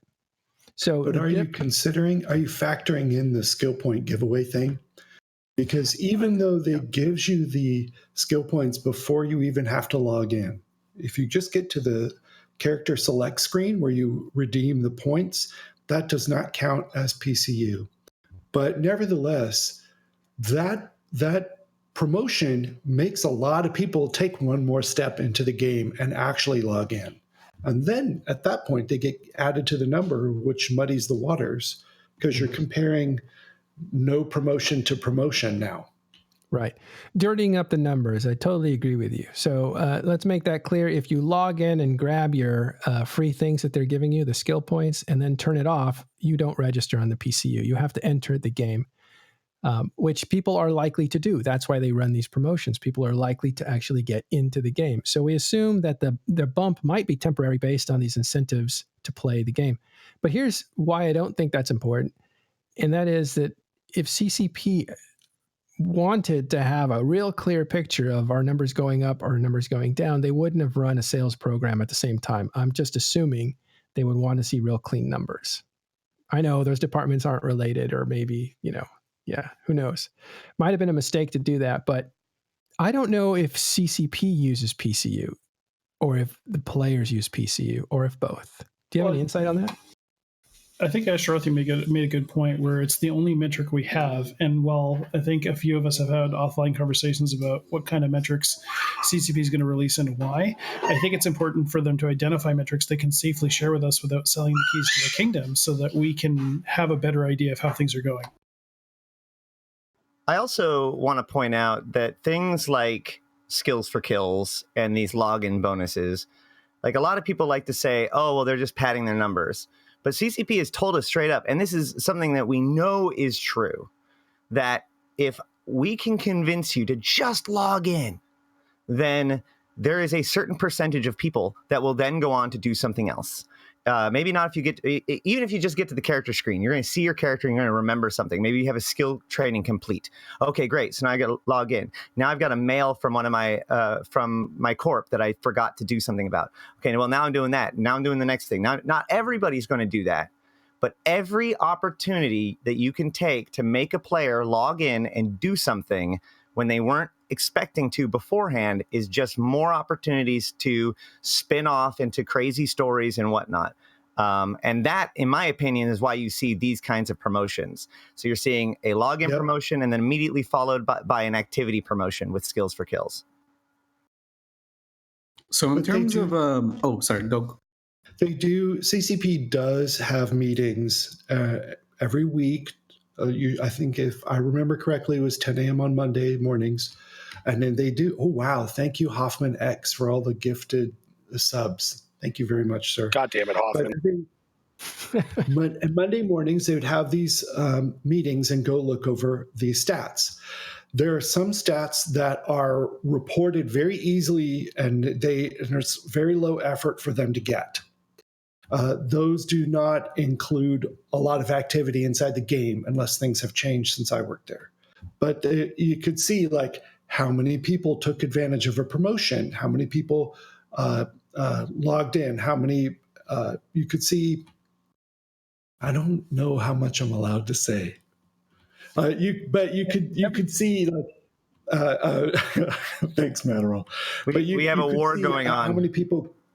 Go ahead. Wow. Thank you very much to Apollo428, also with the sub bomb, and McDurr coming in. So many subs. Good job, guys. We appreciate it. I was trying to save you, Carneros. Thank you. No, we're just about to get something out of him. Holy cow. Say it. What were you going to say? No, but they see a lot of business things. They can see exactly how many people are taking advantage of this skill offer. They could see how many, and those are great numbers to look at. It's a lot of fun. I love those meetings. Elise? When I was on the CSM, and obviously this has changed, but especially when they're doing balance type things or looking at the success of a certain feature or expansion, etc., they almost never looked at PCU. They looked at other metrics, like what people do when they're in space, right? So if a guy logs in and does nothing, that's kind of meaningless. So they look at number of jumps taken, number of jumps that the average person goes before meeting another pilot and having an interaction, like shooting them or dying to them, something like that. Even like shooting and then running away from each other, that they can count that. So they have a bunch of metrics to see how people are doing things in space rather than just looking at the PCU. And sometimes it's infuriating because, especially on the CSM, we're like, yeah, well, there are so many jumps because like our nullsec groups all moved, like they'll deploy. That's skewing the numbers. But I mean, over time, it kind of, I guess it evens out. All right. Okay, so let's really quickly go to Jurius. He's got to take off soon. What can you tell us about the monthly economic report, the MER, for this month? Okay, so I'm going to keep this really, really short because I don't want to steal too much from my own article I'm writing for INN. But we see a big change in June in activity and in metrics like destruction. And I apologize for the sounds of my daughter in the background. She's fairly new, so she's excited. She's new. Yeah, she's 10 months old. True new bro. And very soon, probably going to be playing Eve. But we see a sudden increase in the destruction numbers that started in June. And it's a damn near vertical spike. Like it is a very, very high spike. And I expect that to continue very sharply into July. Ashterothi, if you want to mention the numbers you were bringing up the other day about excavator losses. That was not me. Or was that... excavator losses are way up about 30%, I would think, because even in their highest month, they got to about 700, and we're 2/3 into this month after darkness is out, and we've lost over 800. Yeah, like we're expecting by the end of the month, we're going to hit 1,000. It's pretty insane how high it's going. And this destruction spike isn't just tracking against excavators, and it doesn't track with bounties. So the spike in destruction doesn't see a commensurate increase in bounties paid out either. So this is not ratting numbers. We also see, because of the impact on miners, we're seeing mineral prices start to rebound in June. And into July, we're seeing those numbers continue to climb. Now, a summary of the key features. I've got a couple images there on screen. Thanks, McLeod. If you want to click on those will expand. We didn't see a huge change in the actual destruction numbers in the summary of key figures from May to June, but what we do see is big changes in Delve. So in May, Delve had a fairly high mining value, decent net exports, but very good NPC bounties and very good production. This is what we typically expect to see in Delve. When you look at it in June, we see a pretty significant change in these numbers. Like typically, Delve is the biggest producer in game. They're also one of the biggest mining areas. They're very, very high in production. When we go into June, we see huge changes. Now, this is where they were getting ready to go to war. We definitely saw all of Mittens' mad tweets about the drifters coming in and screwing up their plans for a war. But to see their mining value and their exports nearly disappear, and then to see their net imports grow to basically more than all of the rest of the game combined, 19 trillion-esque increase in June alone. NPC bounties fell to 1/5 of their usual value, and production falls off almost by half. So I don't know if this is them market manipulating and pulling stuff out of the market in protest, or if this is them, hauling stuff in for the war chest. We had to fill a lot of ships. We had a lot of stuff to do. Yeah, and I would imagine as much, but just to see the mining value take that high a fall off, I don't know where your players went. Like, where did their activity? But go ahead. I was going to say, I believe they just went, quote, glassing the north. Fair There enough. was a lot of move ups and a lot of consumption of jump fuel. And that's a great segue into my next point. We've seen a price of ice products rise over the last little while, and now they're at an all-time high, with even the heavy water price rebounding. And I guess that has quite a bit to do with the drop in Rorqual activity. People aren't buying as much heavy water, and it's not as much of it's making its way onto the market. So we're starting to see that price rebound. But we are seeing a lot more activity in areas of the game where we previously hadn't, and that's where those next images come in, McLeod.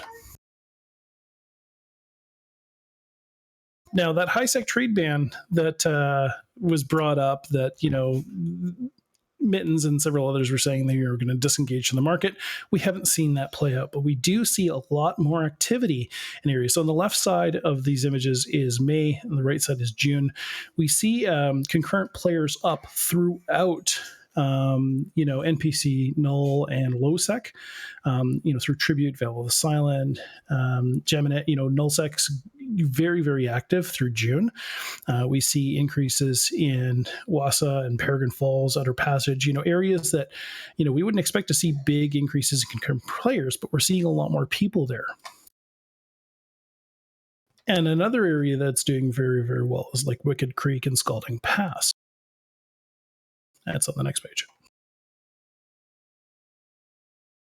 Ding! Turn the page. Big increases in Immincy and Deadred, Wicked Creek. These are areas that I wouldn't expect to see that kind of activity in June, and we've seen a huge increase there. And this is leading to a lot more of the products from those areas finding their way to the market. But definitely one of the biggest changes that I have seen is that there are 3 new ores in the market. And this is really, really important because these ores, and there's links there on the industry details, so what kind of materials you get out of them, but these are Triglavian ores. So there's Bednacine, there's Rachnavine, and the other one, I have to remember the name. Oh, yeah, Talassonite. Thank you, Talassonite. So the thing with these,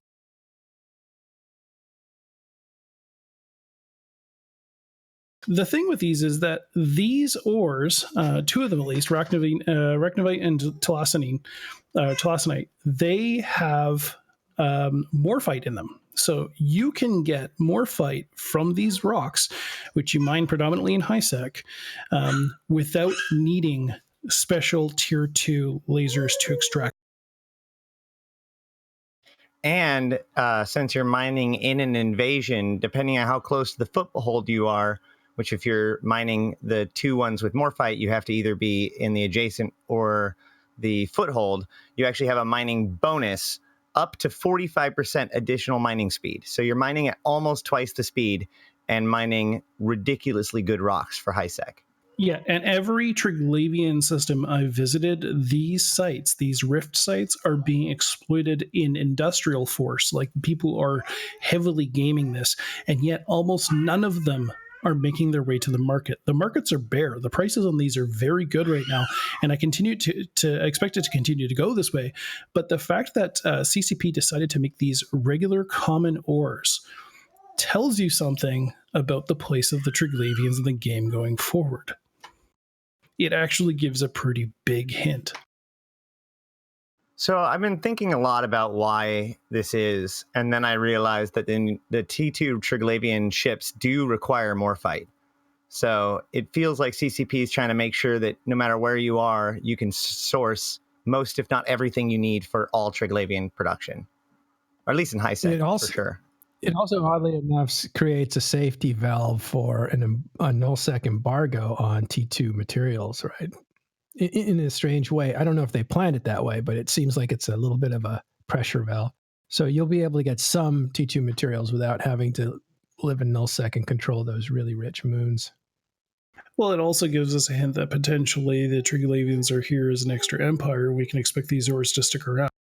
Mm. I do want to point out, I know we're going to probably go into invasions a little bit deeper, but I do want to point out that there has actually been a change in the Triglavians' behavior. At first, they did not ever warp to sealed conduits. However, after the Drifter behavioral change, we've seen a change in the Triglavians as well. And while it is extraordinarily rare still, they do return to sealed conduits. So if you do want to mine these awesome ores, you will have to at least have mild preparation for what to do when the Trig come. Yeah, like a few Logi ships and some DPS hanging around to be able to fight them for you. And one last comment on the MER and on movement of the market is that there's been a lot of talk about botters leaving the game or maybe changing their game. One thing that I expected to see more of is a bigger drop in VNI sales and movement in the market. And the funny thing is they fell notably at the beginning with drifters, because drifters would warp into Enoms and fight you. And we see a fall in their price in the market and more of them becoming available. But it actually leveled out during Blackout. That the numbers held steady. They didn't continue to fall. How do you interpret that? I'm actually not sure how to read that, because we see this price drop happen and then it just kind of levels out. And I don't know if that's where we see that dip in activity suddenly start to recover with the skill points week coming in. But we see the VNIs starting to be moved, as other people have mentioned, into low sec and high sec. I think also you're seeing a big reaction due to the fact that, the VNIs are losing their niche. And so you're seeing this big drop in price. But at the same time, the changes that are coming is going to make the VNI very useful in other situations. So you have other people who are capitalizing on that collapse, hoping that the VNI will become a powerhouse in another situation, like, say, medium plex PvP. Thanks. I was just going to say the PvP buff has been really, really good for their function as a brawling ship too. So whereas before VNIs were very easily defanged just by having smart bombs, now that they have the blaster tracking speed and damage bonus, they're actually going to be a whole lot better in fleets. I know a ton of people who are super excited to be taking out those ships and fleets, or even to solo roam with. Yeah, so we should just say that change is proposed, right? It hasn't actually gone through yet. Correct. It's not out yet, but they just put out the dev blog, so it's not just proposed, it's coming. Yeah. But they were talking anything with a local armor remount sounds to me like a small gang ship, not a fleet ship. Well, that's Galente. Fundamentally, like Galente and Mimitar are designed more to be independently functional. That's why a lot of Galente ships have local rep bonuses, whereas Caldari and Amar are much more locked in with each other, which is why you see like Amar ships that are really, really powerful but have weak cap, and both of those Logis all cap chain to each other in order to support each other. That makes sense with their lore, doesn't it? The Galente want freedom from everything, and Mimitar are just disorganized, but Caldari and Amar are really tight religious and economic groups. Correct. The independent groups have independent ships, and the cohesion-based groups have cohesive ship fleets. Interesting. Thanks a lot, Jurius. We know you have to take off for the MER report. Appreciate that. Thanks, all. We'll look for your article. Okay, so we want to transition into the last segment for today. Another long show. We've been doing 2-hour shows these last few episodes. This is great for people who take long trips and have long commutes, and you're welcome. Let's move into invasions. Ashterothi, you've been doing a lot of this. What's going on here? Yeah, as you said, I've been basically running 10-hour invasion fleets several days a week. So I have spent a lot of time in all of the different conduits and all of the different systems. We have seen quite a bit of establishment, or like we have seen some changes once everything was established with the world arcs showing up just before Eve North. As I said, we saw quite a few behavioral changes when the Drifter behavior change happened. And a couple of times things have seemed to take a step up to being harder. But overall, I think we have a good idea of what we're looking at now. effectively, do you want me to just like briefly go over like the high end of what invasions look like? Yeah, give the overview. Yeah, so invasions are very similar to incursions in the fact that a semi-random area of space will suddenly become infected by one of these invasions. And every invasion is centered on a foothold. And then one jump from that foothold is called the adjacent, and 2 jumps from the foothold is known as the perimeter. Although I think some of these names may be changing in the next Sissy build. Either way, I digress. While the foothold must be in high-sec, the adjacent and perimeter systems can be in low or null if it bleeds out to there. The invasions themselves have 4 phases. One is scouts reporting. The second phase is conduit stabilized. The third phase is world arc detected. And then finally, there's a forces with a withdrawing phase, which is very similar to the second phase when it comes to like what actually is happening. In the first phase, you only have roaming, and then you have minor conduits in the foothold only. This is very similar to that first week that we got conduits, so week 2 of invasions. And the problem is that you basically only have 1 conduit up at a time in any given invasion. So there's lots of competition, and it's for these sites that only have that are designed for up to 3 people. So you've got like 20 people, 2 fleets of like 10 or 15 guys crashing into a single miner and completing it, and then getting like 1,000 or 1,000,000 ISK and going, oh, these aren't rewarding. Well, yeah, because you did a 3-man site with 25 people. But once it hits conduit stabilizing, 2 things happen. One, you start getting major conduits inside of the foothold, but also the minor conduits push out 1. So now you have minor conduits in the adjacent as well. And then finally, when world arc detected, you get world arc sites in the foothold, you get majors in the adjacent, and you get minors throughout the entire invasion, including the perimeters. So that brings me to an interesting point, which is that unlike in incursions, the world arc is not the end all be all boss like a mothership is, where, oh, look, the mothership spawned, let's go kill it real quick and end the invasion. That isn't how it works. The world arc is just another site like all of the rest. And so it will respawn in 2 hours or so. So the minor conduits, as I said, is rated for 1 to 3 people. The major conduits are for 5 to 8, and the world arc is for 10 to 15. The way it works is that when the conduit is completed, everyone who has participated in some way that is still in the site will get paid out an even distribution from the total pool. And so obviously the more people, the smaller it goes. There does seem to be a minimum, but honestly, probably you're going to hit the inability to do it with those numbers before you're going to really have to worry about the minimum number of people to finish a site. Let's see. Also, along with that ISK, you're going to get LP and salvage. The salvage and drops are one of the bigger rewards. For instance, a major site can have anywhere from 250 to 500 million worth of salvage by itself in a single site. The big swing of the change is because you have these special rats known as Zorias that will spawn both in roaming packs and in various waves of all of the different conduits. These Zorias are way stronger than their normal versions. They have better E-War. They do EM major damage, which is they're the only people that hit that hole, so it's hard to tank for them and everything else at the same time.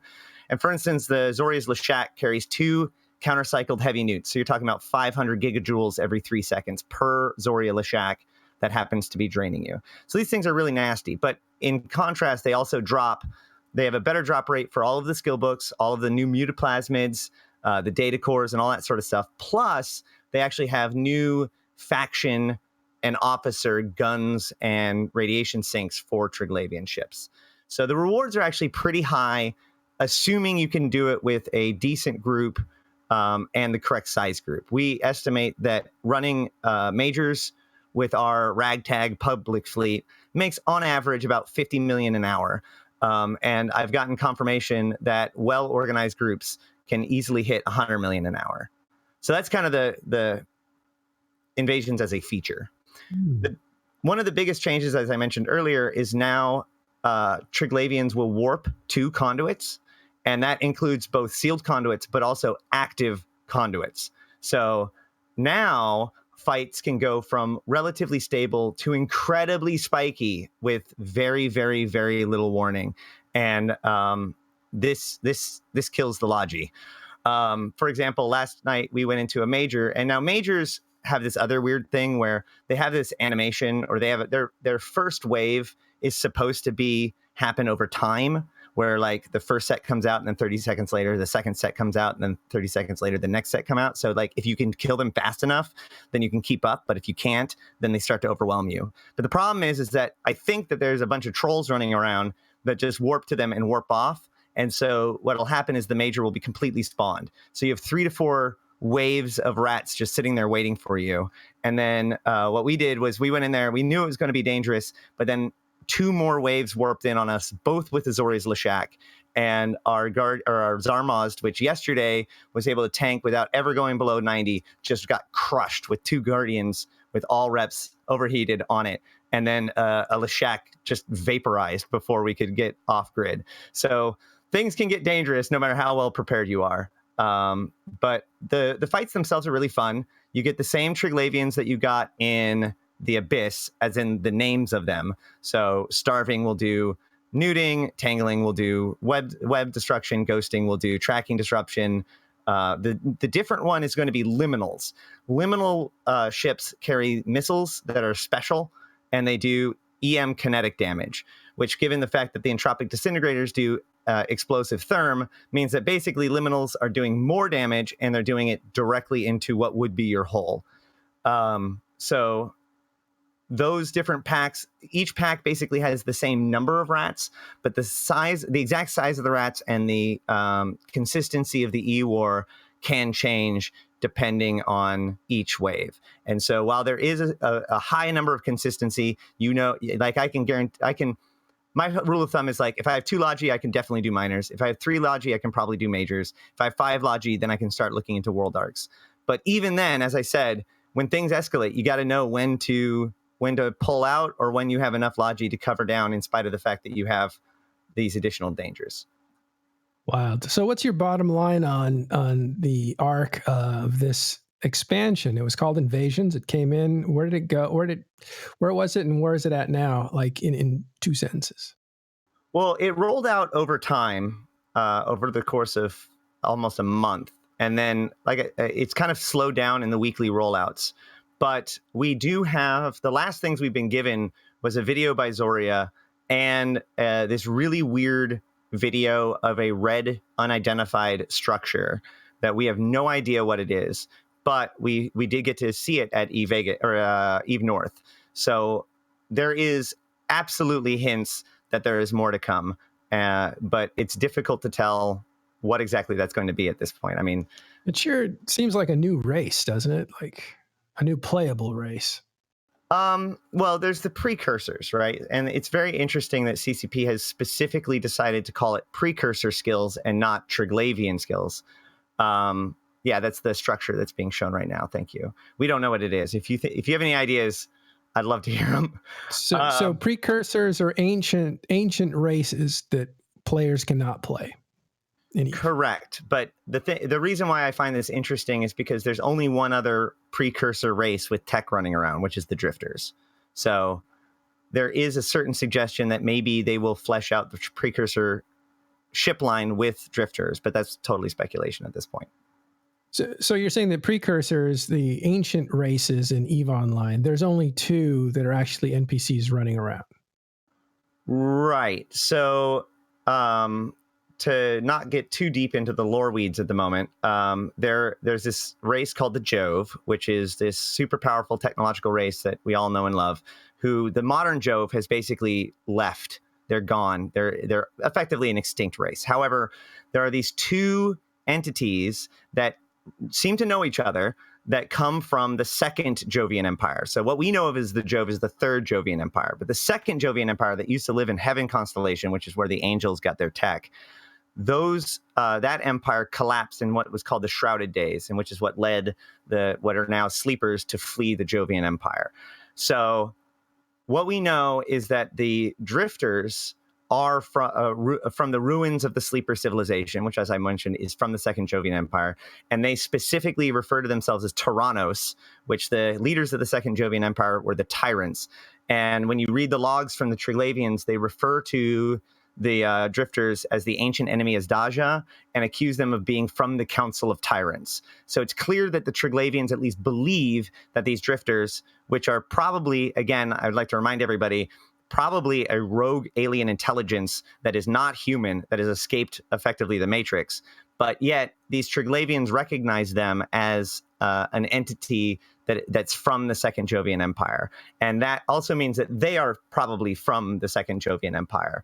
So what we have is probably what's shaping up to be effectively the war that ended the Second Jovian Empire kind of pushed into the future. So now these two ancient, extremely powerful, extremely angry races have been unleashed, and we're pretty much caught in the crossfire. Right. So those are the precursors that we're talking about. So if you're looking for Triglavian ships, and the skills, right? They're listed under precursor skills. Correct. Precursor cruiser, precursor battleship, large precursor weapon. So do you think that they're going to have drifter technology enter that bracket of playable equipment? I mean, again, we're going straight into my tinfoil here, but my theory is that, yes, we will get drifters as a playable race because the introduction of the cruiser makes it pretty much perfect and also the lack of D-scan kind of gives a shadowy appearance to them. So I suspect if they release the Triglavian battleship and cruiser, if they're fleshing out the precursor line, you now have a cruiser that can become the recon ship and a battleship that can become the Black Ops ship, which allows the Leshak to become the Marauder. And that really feels like a pretty well fleshed out tech line, right? Yeah. A question from the audience: what's going on with Sancha and all this? Now, Sancha is not a precursor race; they're within our time.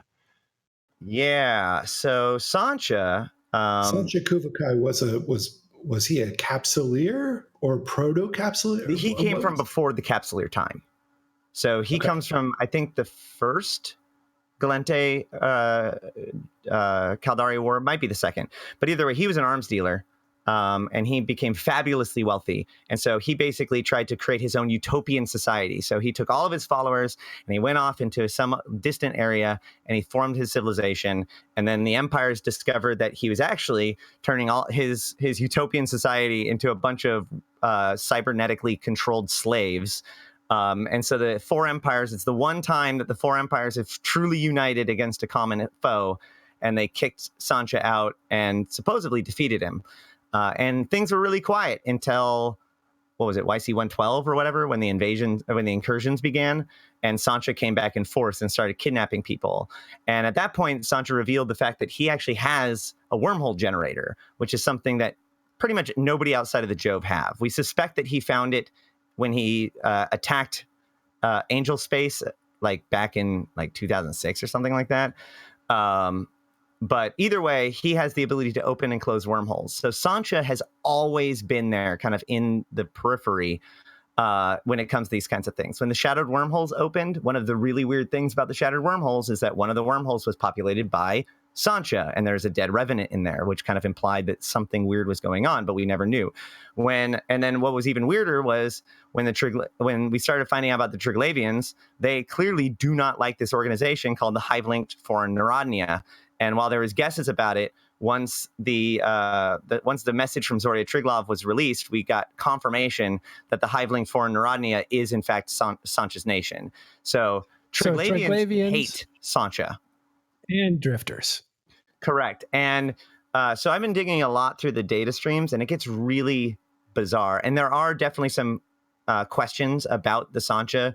For example, if the Triglavians hate the Sancha, why aren't they found in the Abyss? That's the big question, right? But in the logs that we see from the Triglavians, we see that Sancha has the capability of doing two things. One, corrupting the Triglavians, and two, intosising into a Triglavian. The story or the record shows that a Sancha intosised into one of their Narodnia, one of their people. And it was so problematic that they ended up emulating the entire ship in order to try to stave off the corruption. And now it's become such a widespread thing that we have Zoria Triglav, which is basically a special agency or a special group that's assigned to dealing with K-Space and specifically the Drifters. But then we actually have a second special operations group that we haven't really seen very much from the Svarog clade specifically, that is only to destroy the Sancha. So these guys find the Sancha as a complete existential threat. While the Drifters may be an ideological foe, the Sanchas threaten the Triglavians in a very real way. In fact, there is suggestions that at least part of one of the clades, one of the subclades of the Svarog clade may be completely corrupted at this point. And so some of the Triglavians that we see may in fact be corrupted Sancha. We don't know. That being said, during the Drifters encounter, the Sancha nation did attack Semiki, which is a high-sec system, and the Arataka Research Consortium structure. During that fight, Uriel, I'm not even going to try his last name, tried to contact the Svarog clade in order to help them. The Svarog clade actually did show up, or the Triglavians did show up, although they seemed to be helping the Trig, which was one of those things that was really weird. They didn't attack the Sancha. And it wasn't until then the Drifters showed up, and the Drifters did attack Sancha and kill them. So there's definitely a war going on and spilling out all over the place. All right. So when Drifters actually showed up in Nullsec, it was unexpected. And at the time, we had a lot of activity on Talking in Stations Discord with many people in chat talking all day long about this sort of stuff, trying to figure out what was going on.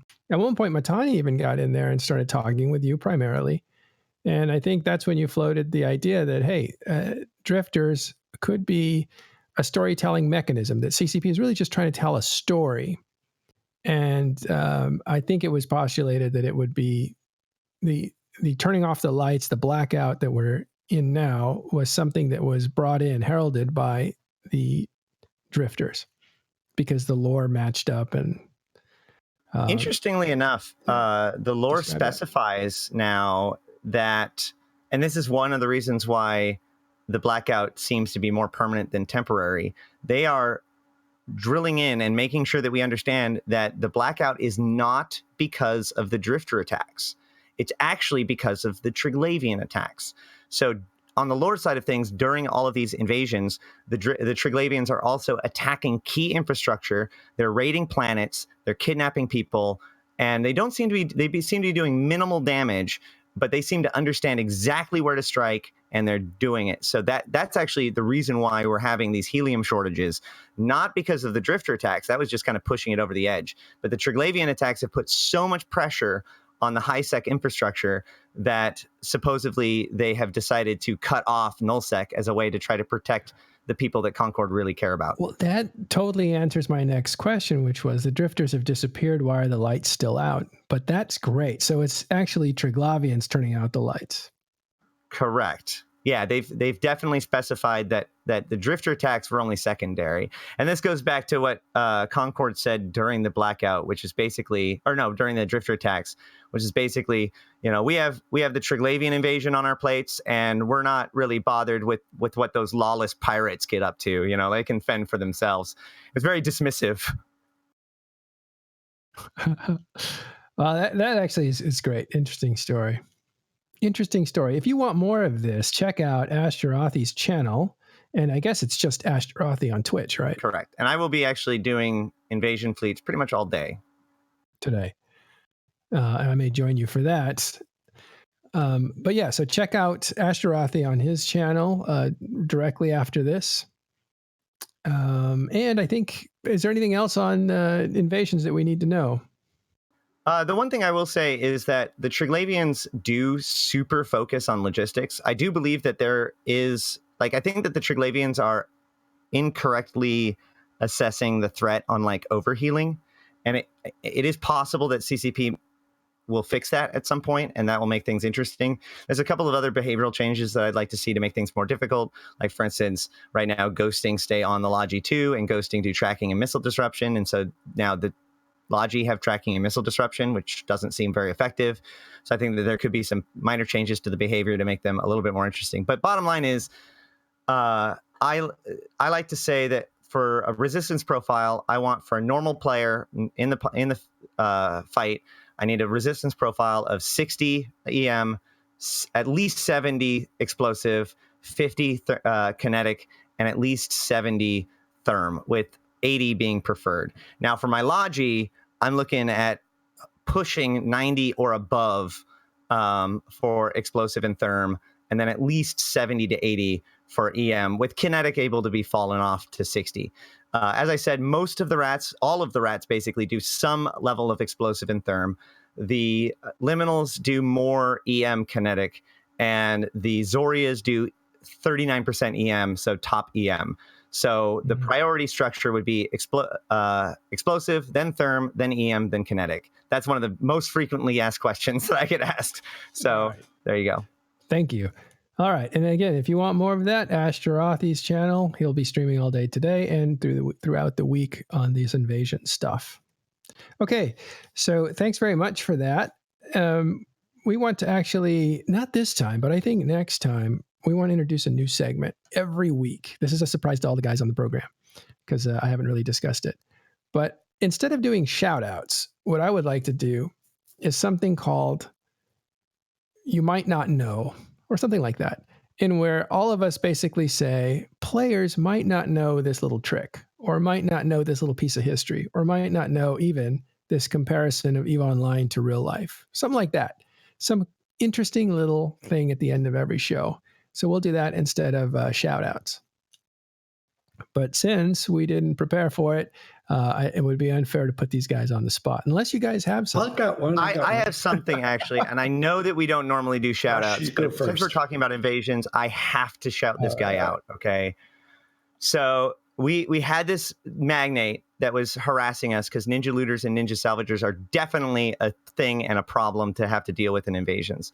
So we've had this guy harassing us all day, and while we were in the middle of the World Arc fight, he came in there and was just, sitting there with the rest of us.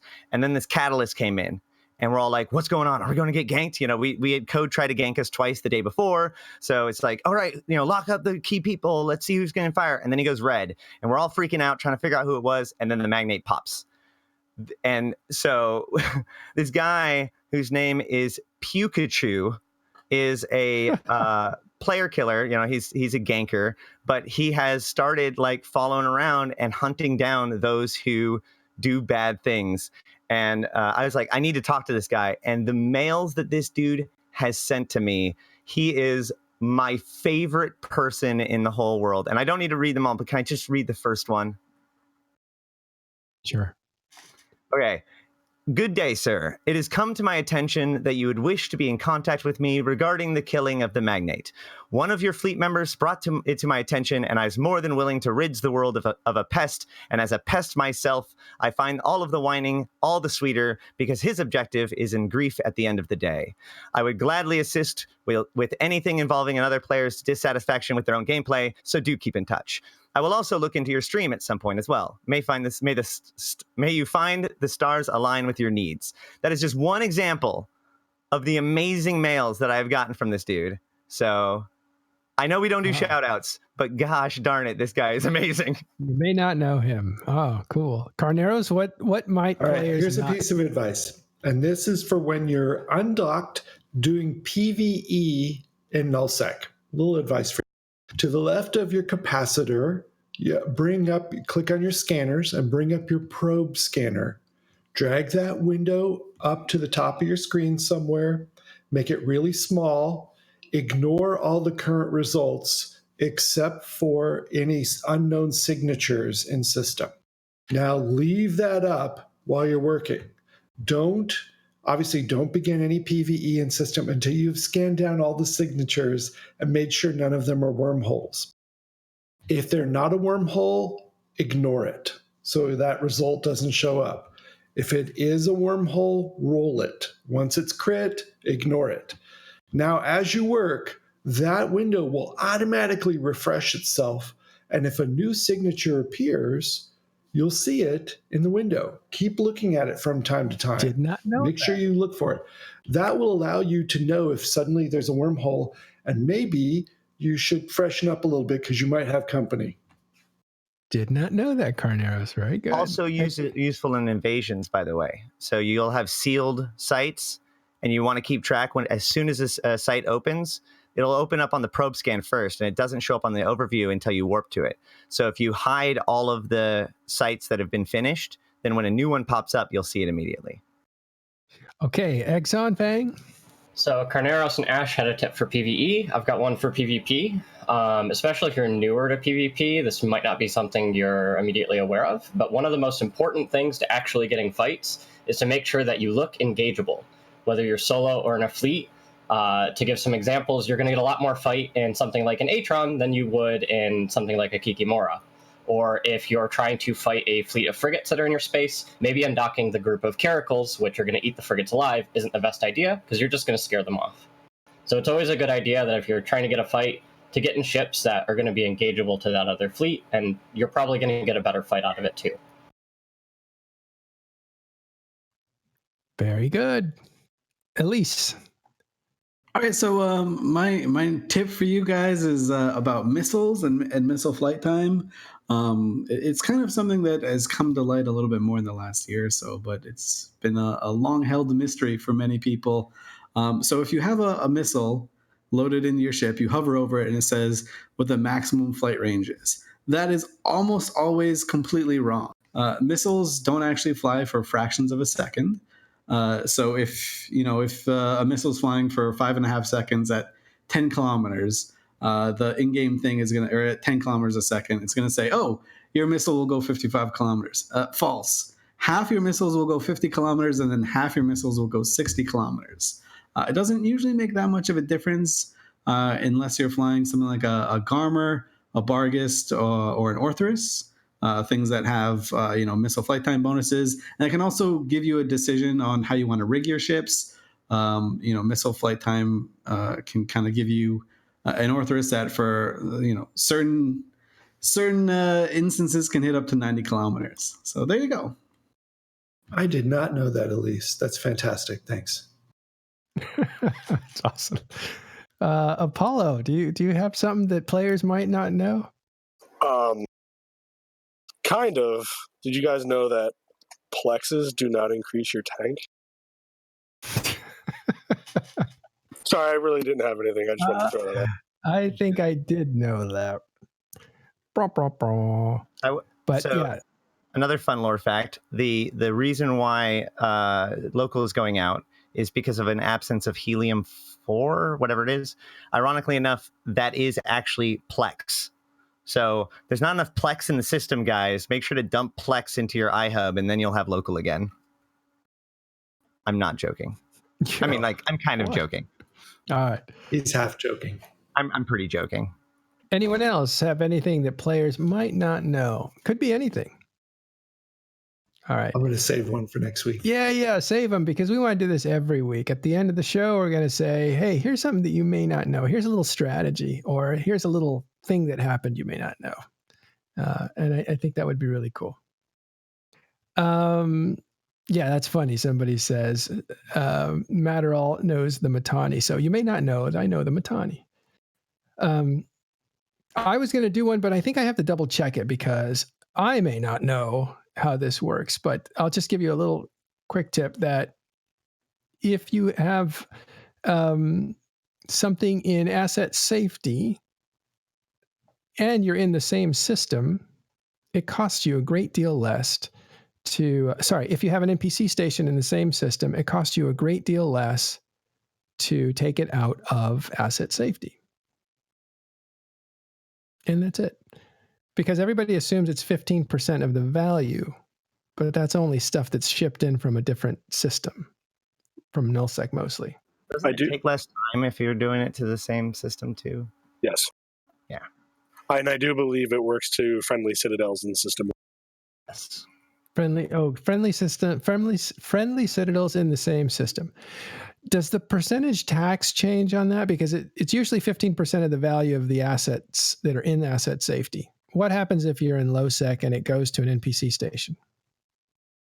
Is it free or is it 0.5? It's 0.5. Yeah. Oh, okay. I used to use it to move ore around when I was doing Titan. Well, so here's why I brought that up. Because if you're an industrialist and you want some bonuses, but you're afraid that if you have your blueprints in a player-made structure and you don't want your blueprints blown up, that if you have an NPC station in the same system where you have your player-made structure and it does get attacked and blown up, your BPOs move over to the NPC station and you get them immediately. But at a cost of 5% what the blueprint's worth, which is not very much. All that to say, it's a very safe proposition to use your blueprints, even if they're originals, in a player-made structure. Am I wrong about that? All right. One more thing: if your Titan is in asset safety in system, you can put up a little old Ashterothi and asset safety it to that, and it doesn't matter that it can't normally dock in that structure. It can still asset safety into it and undock once. I did not know that. Awesome. All right. Well, Hoffman also has one more tip. Hoffman, I'm going to call this one out because he's one of our good supporters, and he's awesome, and he's got a very important thing that I don't think other people know, which is that POI is the only named system in Syndicate. All right, we'll do this every week. All right, thanks everybody for hanging around. Apollo, Ashterothi, Carneros, Elise, Exxon, and we let Matthew go early along with Jurius Doctor. Thank all you guys for putting together a great show. I hope you guys enjoyed this, and please look out for our next big show. It's going to be Hilmar, the CEO of CCP, the makers of EVE Online, and we're going to talk about the game and things that are on his mind and ask him a bunch of questions from the community. So to participate in that, you can get to Talking in Stations Discord and talk with us in public chat there, or you can write Matterall DMs. We're going to put the questions on, sort through them, and then group them up, and then ask him some questions from the community as well. Also want to say thanks to everybody who's been joining Talking in Stations lately. We have new moderators. They are Exxon Fang, McLeod, who is our engineer, who's put these images together with you, and he's the one circling things as we're talking about them. That's all McLeod. And Dirk McGurk also, since he's around a lot. And also, we do want to thank McLeod for actually putting the show together as the engineer. Okay, so look for... Next time we're here, we will have Hilmar on. That will probably happen next Sunday, and I will not be here, so Carneros will take the hosting role. All right. Okay, guys, anything else before we say goodbye? Bye. All right. Take care, everyone, and hang out with us in Discord after the show. Take care. Bye. That's all.